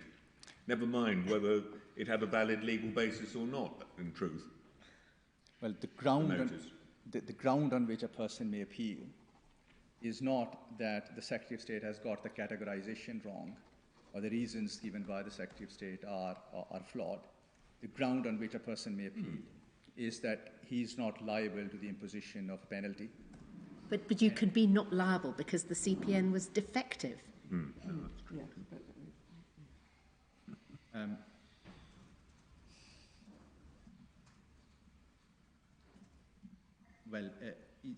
Is not liable to submission, and this is what one gets in my submission from paragraph 8, is so that in the instance where we're told that she does actually specify, if it's a breach of a condition, that it's not enough to show there was no breach of condition. The employer has the burden to show that none of the grounds in 15 was made out. I mean, this is, you say it's an authority. What Mr. Justice Cranston says is, in passing, there are a number of points to note. Yeah. It seems a bit of a sort of Obiter an obiter dictum. It doesn't sound as if it was particularly central to the matters in question. Also, and I'm sorry. Oh, I'm going to say the point's already been made. In a way, it gives with one hand and takes back with the other, because in practice, the Secretary of State opens and makes out her case. Yes, and of course, you'll read that with paragraph 9. But this is how... So can I just ask my question? I'm looking at section 17(3), and the appeal should be a rehearing of the Secretary of State's decision to impose a penalty. Now, going back to the basics of this scheme, the decision to impose a penalty means the Secretary of State has positively to say this case falls within one of the 4 boxes in section 15(1). So isn't the natural reading of section 17(3) that there has to be a redetermination by the court of that? And that fits with what seems to me to be a plausible interpretation of this scheme, that it is a penal scheme where the Secretary of State gives a person by the penalty notice fair notice of the case being made against them which justifies the imposition of the penalty. And I think what's being put against you is that fair notice includes the Secretary of State justifying the imposition of the penalty by saying this case falls within one of the 4 mutually exclusive boxes. It's box 2. That then sets out the framework against which an appeal shall take place. And when one looks at section 17(3), the appeal should be a rehearing of that specific case. Accept, Lord, that is one reading of section 17(1) and section 17(3). Right. But well, I'm putting it to you, isn't it the natural reading of those provisions? In my respective submission, it's not. The submission is that would essentially require the court to give meaning to section 17(1)(a), that isn't apparent from the text. An employer may appeal on the basis that he is not liable to the imposition of the penalty, not that he is not liable to the imposition of the penalty for the reasons given by the Secretary of State, or that the Secretary of State's categorization was flawed. Right. Can I ask you just another question? It relates to the fairness of the position on your approach, and it relates to the question that my Lady Simler asked you a little bit earlier on. Shouldn't, the question was, shouldn't the penalty notice identify clearly which ground in section 15.1 is being relied upon, so that the employer can consider their position, and if they don't wish to contest that, they can get the benefit of the reduced amount through early payment within a set period of time. You said, oh no, the answer to that is that on an appeal, if you look at section 17.1c, one of the grounds of appeal is that the amount of the penalty is too high. Yes. What I just wanted to put to you as a point is, might it not be said that that's to move from an entitlement to pay the lower amount in answer to the penalty notice, and then to move to a discretion on the part of the court? And why is it not unfair to move from an entitlement to pay the lower amount and put the employer in the mercy of the court in exercise of its discretion whether to allow them to pay ultimately a penalty of that amount? Yes, Lord. Of course, you have picked section 17.1, but also relevant to this point is section 17.2. And Milord, you're right, of course, that that gives a discretion to the judge to allow the appeal and reduce the penalty. But in deciding how to exercise that discretion, a judge can take that point into account. Yes, I appreciate that. That was Yes. the predicate for my question. What I'm saying is, one seems on this approach to move from an entitlement, clear entitlement to pay the lower amount, and be put in the hands of a judge's discretion. I mean, one would hope that the judge might exercise their discretion in a particular way, but isn't it materially worse for the employer to move from an entitlement to pay the lower amount to being dependent on the exercise of a discretion by a judge? Yes.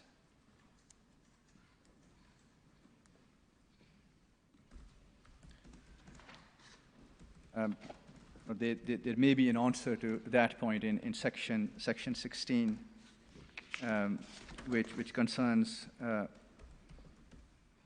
objections.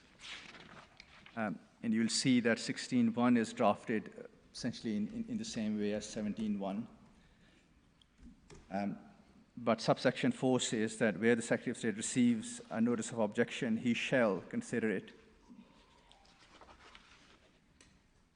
He shall consider it, so there is an obligation to consider the objection and then reduce the penalty. But if you're at the appeal stage, you've passed the objection stage. You have passed the objection So how stage. does it help? Yes. Doesn't answer my Lord's question at all.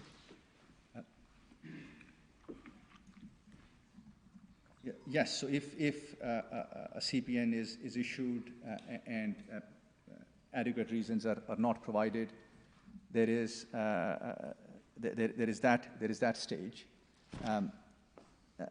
But once that stage is passed, if the evidence then becomes clear that a person is not, an employer is liable to the penalty, then the scheme is that then it falls on the discretion of the judge to decide whether to reduce the penalty or not.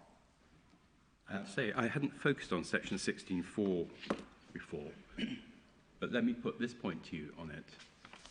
Section 16.4 appears to require the Secretary of State to re-perform the mental process that she performs before she issues the penalty notice in the first place. Yes. We know that that mental process involves specifically and positively deciding whether any of the boxes in section 15.1 applies, and if so, which one? Might it not be said that in order to enable the Secretary of State to re-perform that process under section 16.4 with full information from the employer needs to know which box has been chosen the first time around in order to supply the Secretary of State with information for her reconsideration whether that box applies or not? So doesn't that have a tendency against the submissions that you've been making about the interpretation of section 15.6? In other words, to make this part of the scheme work properly, ideally, the Secretary of State would have identified which of the boxes in section 15.1 applies in the original penalty notice, because that's going to be the prompt for the employer to provide her with relevant information to enable her to perform the exercise under section 16.4. See that. So there are two reasons why the Secretary of State uses the words that she has used in the CBN, no right to work, as opposed to providing greater details.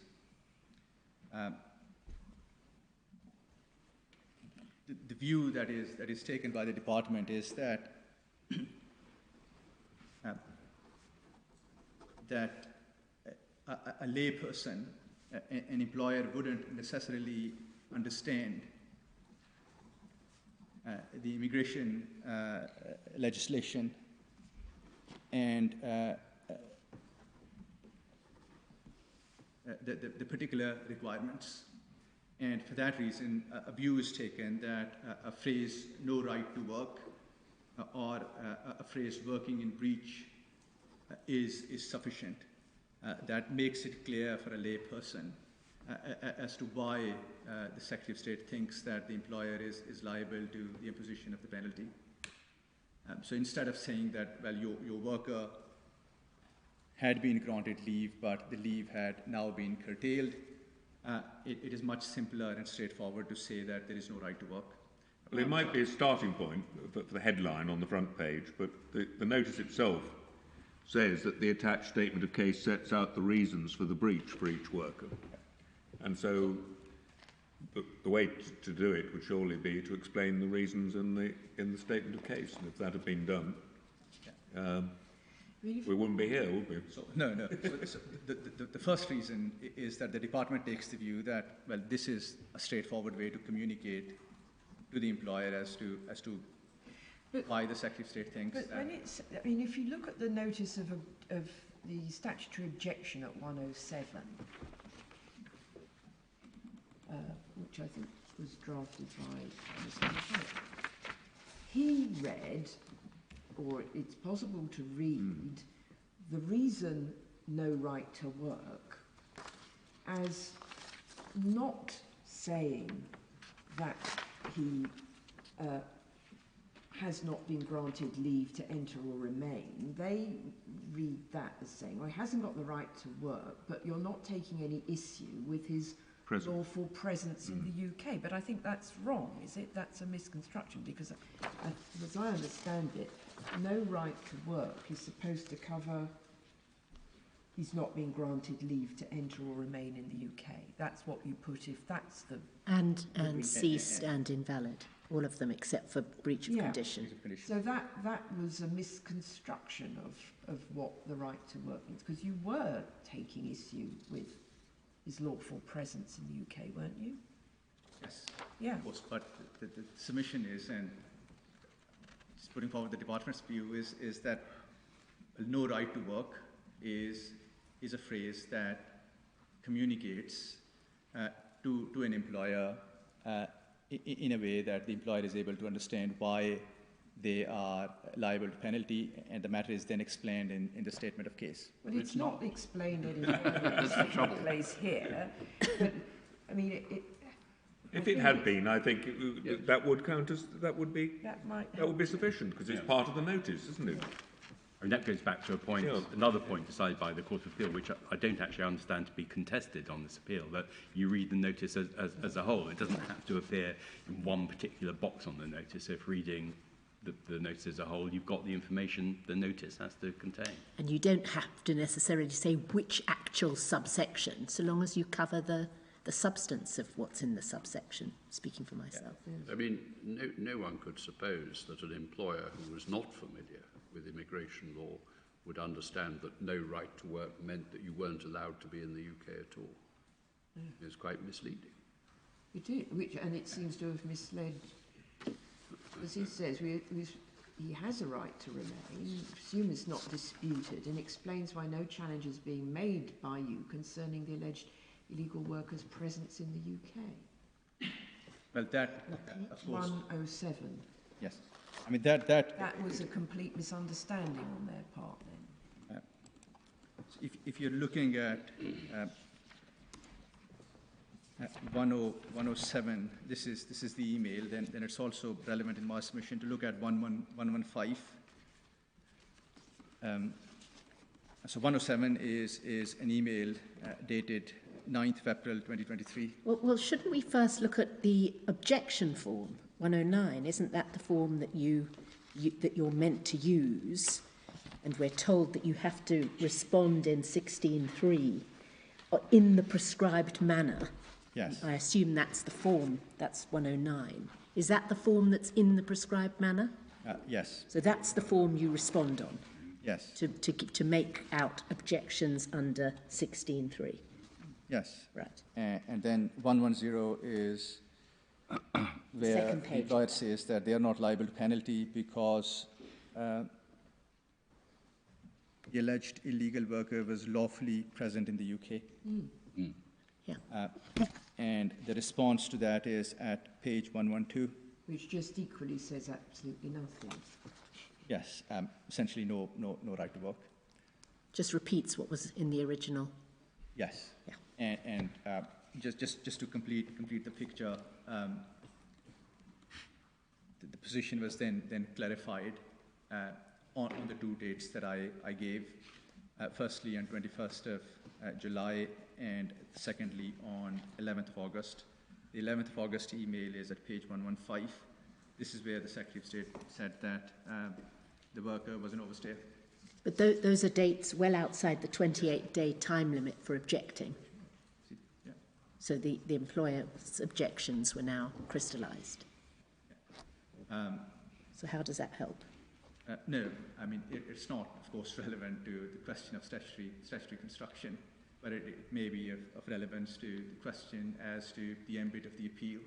If the appeal is a rehearing, then this was the basis on which the appeal was decided. The Secretary of State went to the court stating that, well, my position is that this person was an overstayer. So they didn't have the right to be in the UK? Yes, so leave, they had previously been granted leave, but that leave had ended, so they had no right to be in the UK. No, but it's not now suggested that they did have a right to be here. The ground we're interested in was the ground that they weren't liable to pay the notice because they hadn't been issued with a valid notice. Yes, and of course it then comes. Yeah, so it all comes down to that point of interpretation, doesn't it? Yeah. The second reason why the department took the view that that it was appropriate not to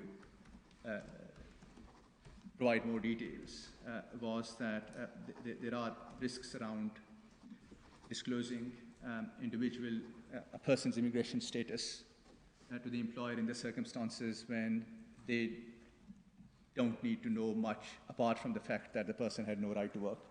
So is this it? A deliberate decision was taken in this case not to provide any more information? No. The 2 points that I made are general points. There are cases in which a deliberate decision is taken not to provide more information, e.g. to say they've never been granted leave to remain or their leave to remain has terminated, expired. Well, what's meant to be the prejudice of explaining that? Sorry, I haven't understood the point. Why is that damaging to the Secretary of State to have to explain the basis on which the person has no right to work, potentially? It's not damaging at all to the Secretary of State. Well, why? What's the risk? What's the risk of doing so? What's the downside? What's the possible problem with it? There's no damage or prejudice as such. No. The Secretary of State considered the legislation. The legislation does not state, and making the point again, that you've got to use particular language in the notice or to specify particular grounds. The Secretary of State, the submission is that, well, Parliament essentially left it to the Secretary of State to decide how to express herself, what to say in the notice, as long as the minimum requirement is met, which is that the notice must state why the Secretary of State thinks that there is a penalty. So in that context, the Secretary of State took the view that a better way to express a notice is by using the two phrases, no right to work or breach of conditions. But you said that there were risks around giving more detail. That's what we're trying to understand. Yeah, so that's the first point. The second point is that all the employer needs to know is, in my respectful submission, is that a person had no right to work in the UK. But I don't understand that. That's not all the employer needs to know. If the employer wants to have an opportunity to consider whether to appeal and to contest the case and so on, don't they need to know what the charge sheet is against them, which includes which of the boxes in Section 15.1 is being relied upon? Lord, you have my Are you making a data protection point? No, I'm not. So you have my earlier submission. I thought, though, but perhaps you're not, perhaps you could confirm whether you are or not, suggesting there was some risk to the Secretary of State in showing her full hand. No, there isn't a risk. But you did say there were risks around providing more details. Well, Are you withdrawing that? I understood you to be suggesting that there might be risk to the individual worker. Yeah. That's what I thought you were driving at, but you haven't made that good. And it would be helpful for us to know, no, you're not maintaining such a case. No, the submission that I was trying to make was that the Secretary of State took the view that what she needs to disclose in the CPN should be absolutely minimum. Yes, there's we've got that point. Yes. It's the risk point that we're asking.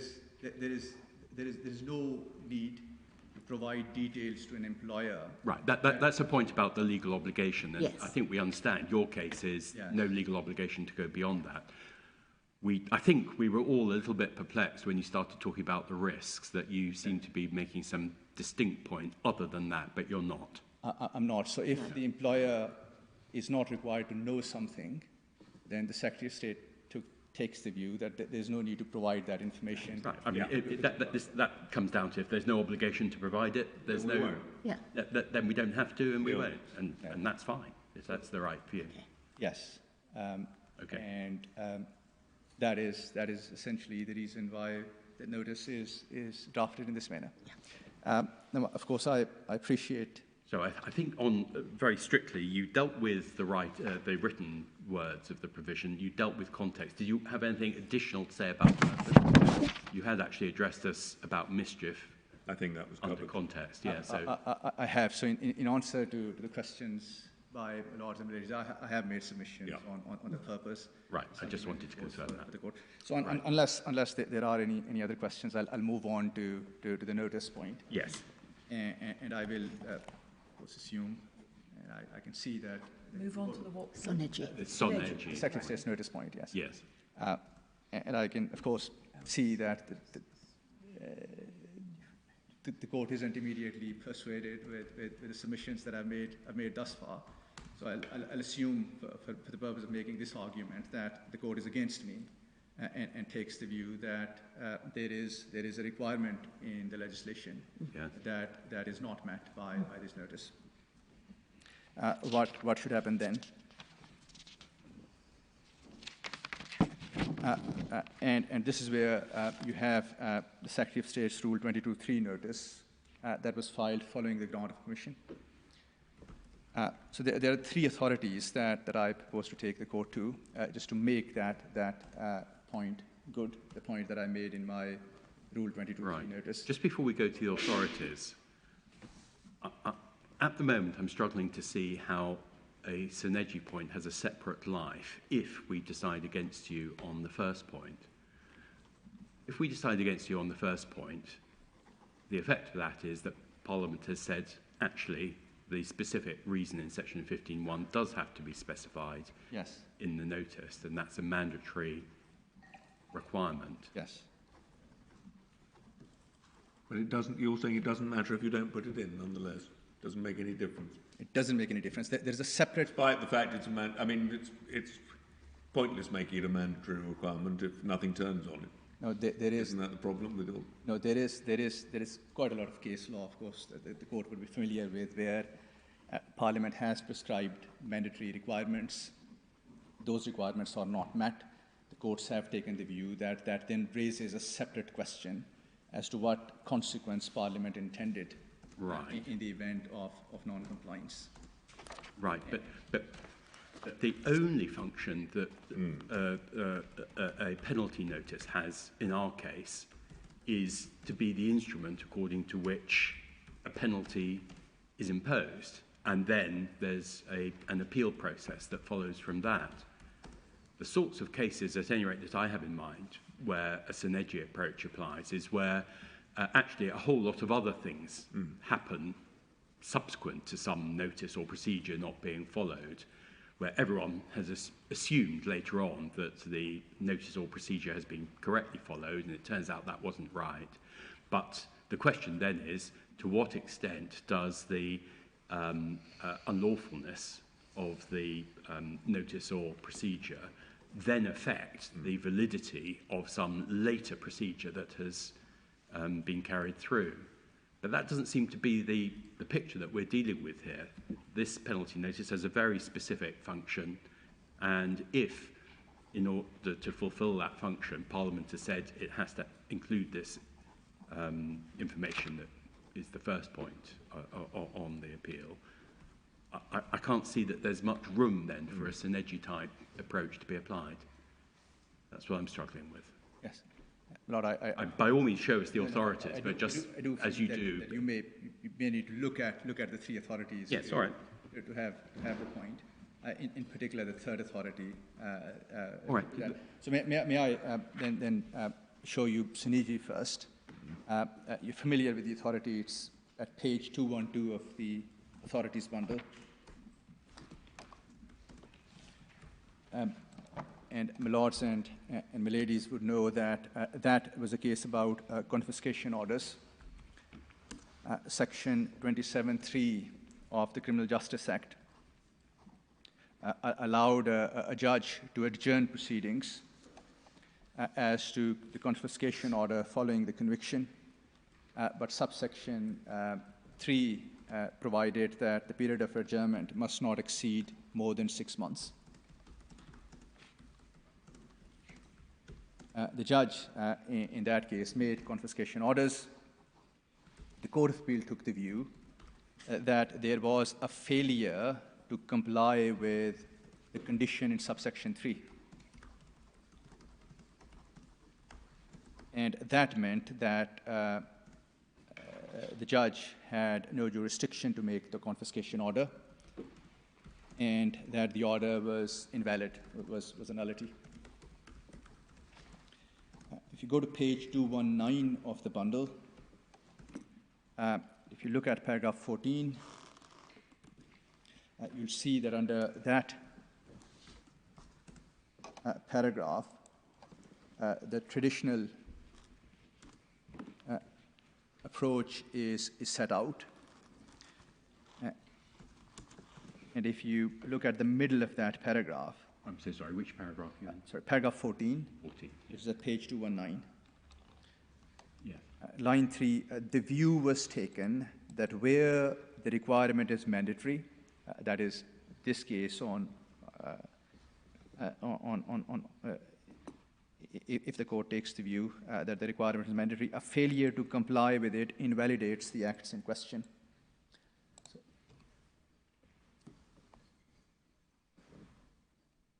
So this is the traditional approach that was in place prior to synergy. Yeah. And if you so the old template used to be it's either mandatory or directory. If directory, breach of it doesn't invalidate later processes. If mandatory, it does. Yes. And Synergy says, no, there's a middle ground where in certain circumstances, even though the obligation is there, if it's not complied with, a separate question arises, well, what's the consequence of non-compliance? Yes, so that is paragraph 15, which is at page 220. Yes. The question, you'll see a lengthy quotation at paragraph 15, and then immediately after the quotation, there is now a flexible approach that focuses on the consequences of non-compliance. And the question, and this is the question for the court, is whether Parliament intended the outcome to be a total invalidity. Right. And this is the question that the court will ask itself, not whether the requirement was mandatory or directory, but whether Parliament intended for an outcome that results in total invalidity if one of the conditions are not met. Right. But in our case, the requirement to give a penalty notice with the relevant information, one might think, is to secure fairness in the procedure to follow for the employer. And if we're against you on the point of statutory interpretation, then fairness will not have been achieved for the employer if the notice doesn't give the information that it should have done. So Yes, if that's right, where's the scope for application of a sort of Synergy halfway house in that context? In my submission, there is. The reason being that Parliament has not identified in the 2006 Act as to what the consequence would be if a mandatory requirement is not met. So Parliament has not said, for example, that if a requirement is not met, that would invalidate the notice. So there is no automatic... This really goes back to the discussion we've already had about whether you can cure the defect or whether the implication must be that you have to issue a new notice and start again, doesn't it? It's that point. But the way I would respectfully invite the court to proceed is that this is an entirely distinct question from the earlier question as to whether the condition is mandatory and whether it is met. Okay. And why... But even if it can't be cured, it might not matter because Yes. The same outcome could be reached with an invalid notice. Yes. Yes. So Synergy sets out the test, and the next two authorities that I'll just very quickly show you will assist the court as to how the test is applied. The authority, then the second authority is Garland. This is where Synergy was applied by the Court of Appeal, and it is at page 255 of the bundle.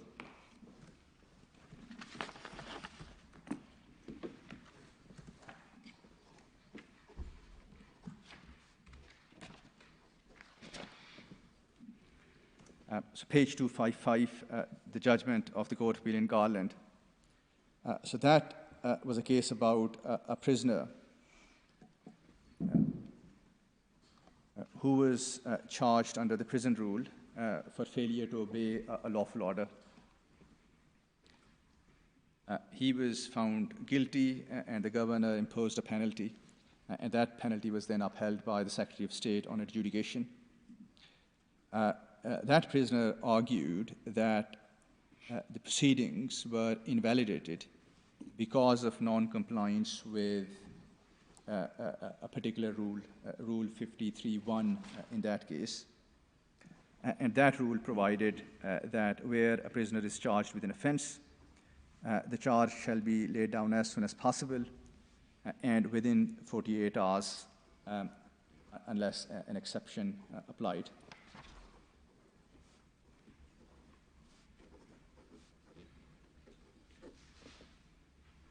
And that was the key question before the court. If you look at paragraph 20 of the judgment, this is where the effect of Synergy is identified. And the question is identified, the question that the court in this case will ask itself.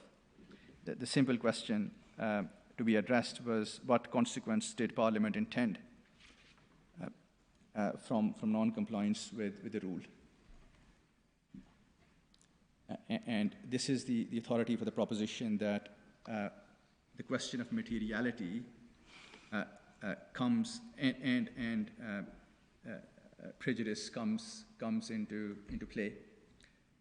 Paragraph 25, the court took the view that Parliament did not intend that any non-compliance with the rule, however minimal and however devoid of prejudicial effect, should render invalid everything that has followed.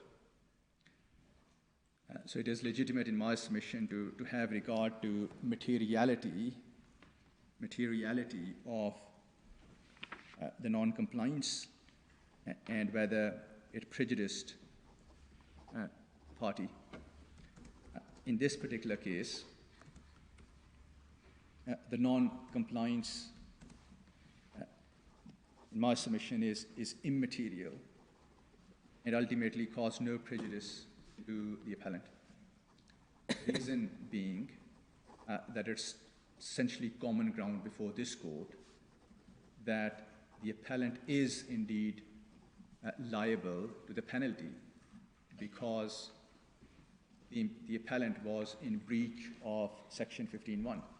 But that's a separate thing. I mean, that's almost like that provision, exact place of it escapes me for the moment, that says if a judicial review succeeds, but the court has a discretion not to give a remedy if it wouldn't have made any difference in the specific case. Section 31A, senior courts. Yeah. So that's a specific case point, but you're making a broader point here, which is that on the proper construction of the provisions, in any case where there's been this defect, as you accept for the purposes of this provision, that it doesn't invalidate it, or is it specific? So in deciding whether Parliament intended that non-compliance with Section 15(6)(a) would result in total invalidity, the submission is that it is relevant to consider whether the non-compliance is material and whether it prejudiced a party. This isn't a point about Section 31(2)(a) or the judicial review discretion. This is a point about the nature of this argument is it's the kind of argument which doesn't usually find favour, is that complying with the protection put in for procedural fairness doesn't matter if there wasn't actually, if there's nothing you could actually have said when you were given the opportunity to be heard, let's say. Or it's that kind of argument, isn't it? That in my respectful submission, that is a different kind of argument that one pursues in a judicial review claim, relying. Well, it's similar here because the argument against you is you're entitled, as a matter of fairness, to know what is the basis on which the Secretary of State has come to her decision, and you say, oh, well, if there's nothing you could have said in answer to it anyway, it doesn't matter. Well, if you were entitled to know precisely which subsection in Section 15(1) applied, then the condition in Section 15(6)(a) is not met. But that does not necessarily mean that the notice is invalid. In deciding whether Parliament intended that a non-compliance of that sort would render the notice invalid, the submission is that it's relevant to consider whether non-compliance is material and whether it caused prejudice to a party.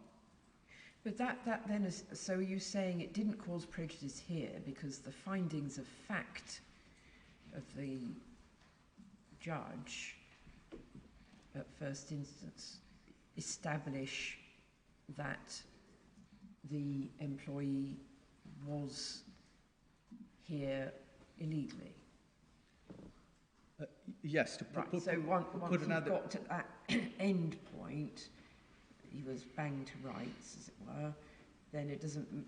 You can look at that to say that there's been no prejudice in the defect in the notice. So if an employer goes to the court on an appeal against a CPN and says that, well, there is a defect in the CPN, it did not explain which grounds under Section 15(1) are relied upon. But I accept that this worker had no basis to be in the UK. I accept that, which effectively had happened here. I accept that I breached Section 15. Yeah. So start again. Give me the protections that I should have had. I'll have the option to, or right rather, to pay the lower amount. Do it that way. That's what they say. Yes. So in that context, the court decides whether or not the CPN is invalid. The submission that I'm trying to make is that in deciding whether Parliament intended total nullity, it is relevant to consider whether the defect is material, whether it prejudiced an appellant in any way. Well, aren't there two limbs to that? One is what's the effect on the individual, and the second, what's the effect on the Secretary of State? The effect on the individual, they've lost a right. Let's focus on payment of the lesser amount. Effect on the Secretary of State, nil, because she can start again. So why isn't the conclusion from those two features of this scheme that we're not dealing with a Soneggi type situation, but with a true case of a mandatory requirement? I mean, the fact that Soneggi is there doesn't exclude the possibility that you have mandatory requirements as well in a particular scheme. No, but is there any materiality into the alleged defect? And I've just put to you that there is. Well, yes. It's material to the individual, not to the Secretary of State, because she can start again. In that context, where it's so the balance is so clearly, one might say, tipping in one direction. Well, why wouldn't one construe the words, must be given, as meaning a true mandatory obligation? Well, if the Secretary, and I had made this point earlier, I mean, of course, the Secretary of State restarts the process. Of course, that is at public expense to achieve the outcome, which isn't different. But to decide whether there's prejudice might be quite a complicated inquiry, because you'd have to know you then have to look into what the employer might have done if they'd been told the reason. That they might say, I would have paid up if I'd been given the reason. They might show prejudice that way, or they might. You might have to go into what their grounds were for thinking that the person might or might not have the right to work before you knew whether the consequence mattered. But you say you do have to go into all that, do you? The submission is yes, in order to decide whether there is nullity, that there is invalidity. So, but how does that fit with your previous submissions about the onus being on the employer to establish that none of the 4 grounds in Section 15 are made out? So the employer receives this, he thinks it's defective because and you accept now on this hypothesis that it is defective because it doesn't tell him that. Before he knows whether this is a valid notice or not, he has to appeal it. Then it's for him to show that none of the grounds in 15(1) A and B are made out. And if he fails to show that, then does that mean that the notice was valid after all? Because he's not suffered any prejudice? Seems a rather expensive way of... It'd still be open to argument on your case for him to say, well, if you told me at the outset, I would have paid. And then the court would have to go into that, would they, and decide whether that's plausible or not? And the court under Section 17 could have reduced the penalty. In this case, for instance, the judge made no order as to costs, and the judge can impose sanctions on the Secretary of State in costs. But it is relevant in my submission to decide whether there is prejudice to an appellant. But if the appellant accepts before a judge that they have in fact breached Section 15.1, then in my submission it's difficult to see materiality. Well, I mean, surely you accept that one form of prejudice could be that you didn't take advantage of the discount, and if you'd had it explained to you properly, you would have done. Well, that would be prejudice, wouldn't it? Yes, but not this case.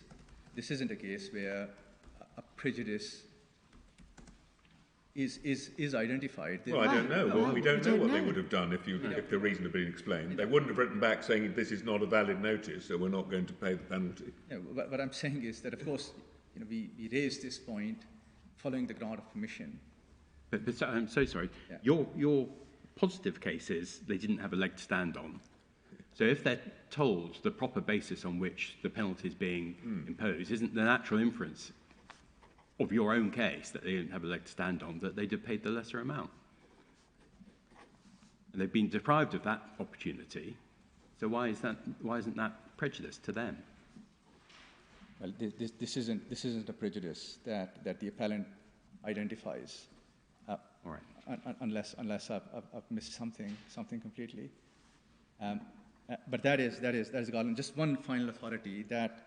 Well, just before we leave this one, if we go down this road, paragraph 25, page 260. Yes. The court says that actually the rule might be insisted upon so that the punishment is invalid if the prisoner has been occasioned any prejudice by the delay, also if there is simply no excuse for unwarranted delay. Yeah. Now, we're dealing with a situation where no excuse has been put forward by the Secretary of State for not complying with, on the basis for this argument, what is the statutory requirement in Section 15.6. So why, even if one is in Sonergy territory, why isn't this authority against you on that?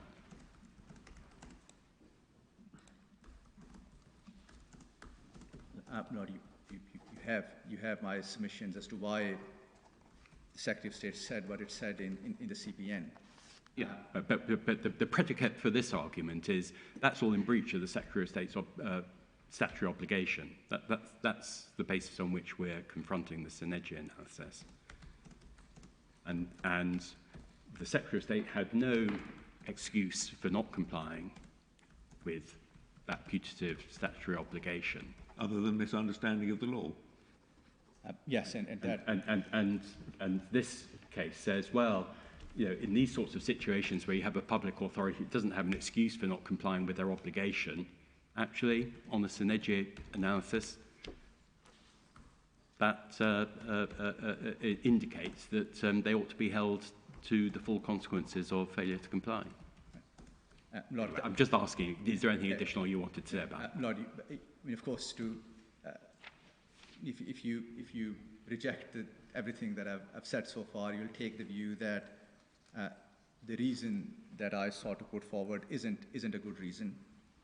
This isn't a case where simply no reason is put forward. I have explained why the department took the view that well, but the explanation was predicated on the Secretary of State thinking that it was not her obligation. To identify, yes. But as my Lord said, the predicate of the Sonergy argument is yes. This is a defective notice in the sense that it doesn't comply with the mandatory obligation in 15.6. Yep. And no excuse has been given for that. Well, except, as my Lord says, misunderstanding of the law. So, yes. So assume that there is simply no excuse for complying with the requirement. The submission that I make with respect is that still not the end of the matter. The court will still have to make a judgment as to whether the non-compliance was material to the outcome and whether there was a prejudice. Okay. Yes, and then you wanted to show. Sorry, I had interrupted you. You wanted to show us another. Yes, the final authority is JN Cameroon. Now, this concerns the notices regulations. Page 180 of the bundle.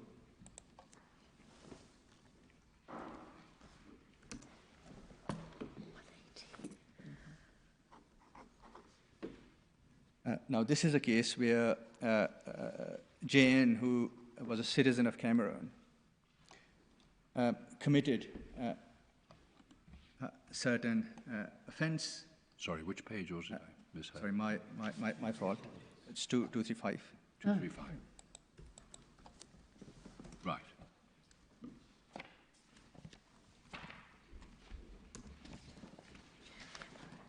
So Jane, citizen of Cameroon, committed an offence, was arrested, convicted of possession of false passport. The Secretary of State made a decision to deport him from the UK. Now, the legislation required the Secretary of State's notice of decision in mandatory terms to identify the country to which the Secretary of State was proposing to deport Jane. There was a failure to comply with that mandatory requirement. And JN argued that that meant that the notice was invalid.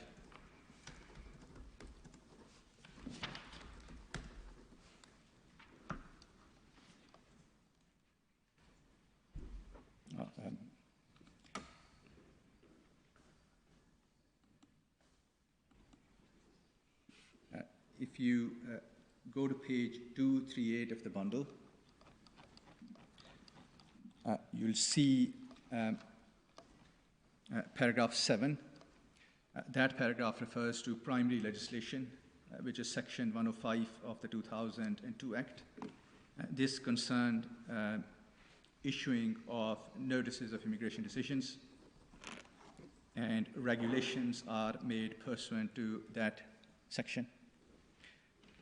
The relevant legislation is identified, set out at paragraph 8.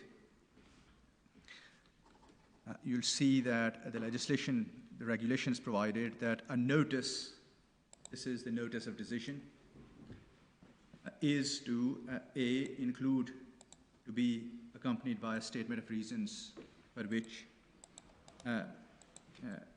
it relates, and then B, it shall state the country or territory to which it is proposed to remove the person.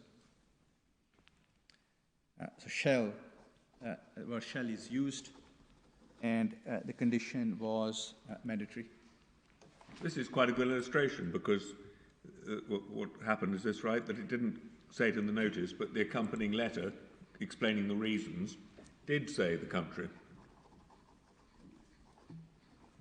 So an equivalent situation here might be if it hadn't been in the actual form, notice of objection, but the reason had been explained in a letter that was, the penalty, a covering letter for the penalty notice had explained the ground. Then you might come along and say, well, failure to put in the penalty notice isn't material here.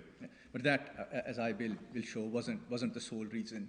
But again, if you look at the relevant legislation, the mandatory requirement was for the decision, notice of decision, to state the country as opposed to a statement. Now, if you look at paragraph 15, you'll see a reference to the judgment of the Court of Appeal in Jayanathan. I will not take you to that judgment; it's in the bundle. This is where a rather flexible approach was adopted in the context specific to immigration towards the effect of non-compliance with a procedural requirement. Right, but I mean, again, be careful of what they're referring to there. That's immigration in relation to actions taken with reference to the immigration status of the individual being affected by the procedure. We're dealing with a penal regime against an employer. Yes. Yes. Okay. Yes. And then if you read on, that paragraph, you'll see a reference to synergy, and again, the question is identified whether it was the legislative intention that an act done in breach of the requirement should be invalid. But this was a case in which yes, the breach didn't matter because nobody, as they found, could reasonably be in any doubt because the letter spelt out the country, even though it wasn't actually in the notice. Perhaps one could envisage there may be a case in which failure to comply with 15.6a couldn't possibly have left in any doubt about what the reason was that the Secretary of State was relying on, perhaps because a letter set it all out fully. But we're not dealing with a case like that at all, are we? We're dealing with a case where actually we can show that you can actually see Mr. Mohammed didn't understand what the reason was. Lord, may I just show you a couple of paragraphs in the judgment that may assist you on that point. So you'll see at paragraph 16 that in that case, at the first instance court, the tribunal proceeded on the basis that there had been actual non-compliance with the requirement of the legislation. So there was non-compliance with the regulations. The Court of Appeal took the view that that was correct. There was a mandatory requirement, and that requirement was not met. Mm-hmm. So this isn't a case where the legislation permitted or allowed the name of the country to be referred to in a separate letter. No. At any stage, the legislation was quite specific, and that was not met. Probably ought to see the first sentence of 17. That's yes. Rose. Yeah. Okay. Yes. 17. So, so of course, the legislation was clear, and a mandatory requirement was not met, though there were references to correspondences where there was a reference to Cameroon. Now, in this case, though it comes after the CPN, there are correspondences making it crystal clear that the worker was an overstayer, had no right to work. But it would have had to be in a letter accompanying the CPN, surely, to be equivalent to this. Yes, I'm not making a point that the subsequent email saved the decision. Right. I'm simply drawing a parallel that in that case too, a mandatory requirement was not met. Yeah. But the parallel would have been a letter accompanying the CPN or the statement of case stating which of the subsections was being relied on. Well, that still would mean that the mandatory requirement is not met. Yeah. Because the legislation requires the CPN. Yeah. What the position is. If you then look at paragraph 18, you'll see that JN made the argument that non-compliance with that provision invalidated the decision and the proceedings before the tribunal. So in other words, not a materially different argument that is made, that once a mandatory requirement is not met, that is the end of the matter. There should be no appeal hearing, and if there is a hearing, then that too is invalid.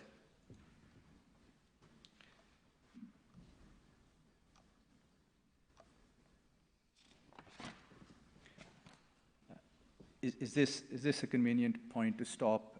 And I'll come back to show you the actual analysis and the reasons. Yes, very well. Well, right now we'll resume at 2 o'clock.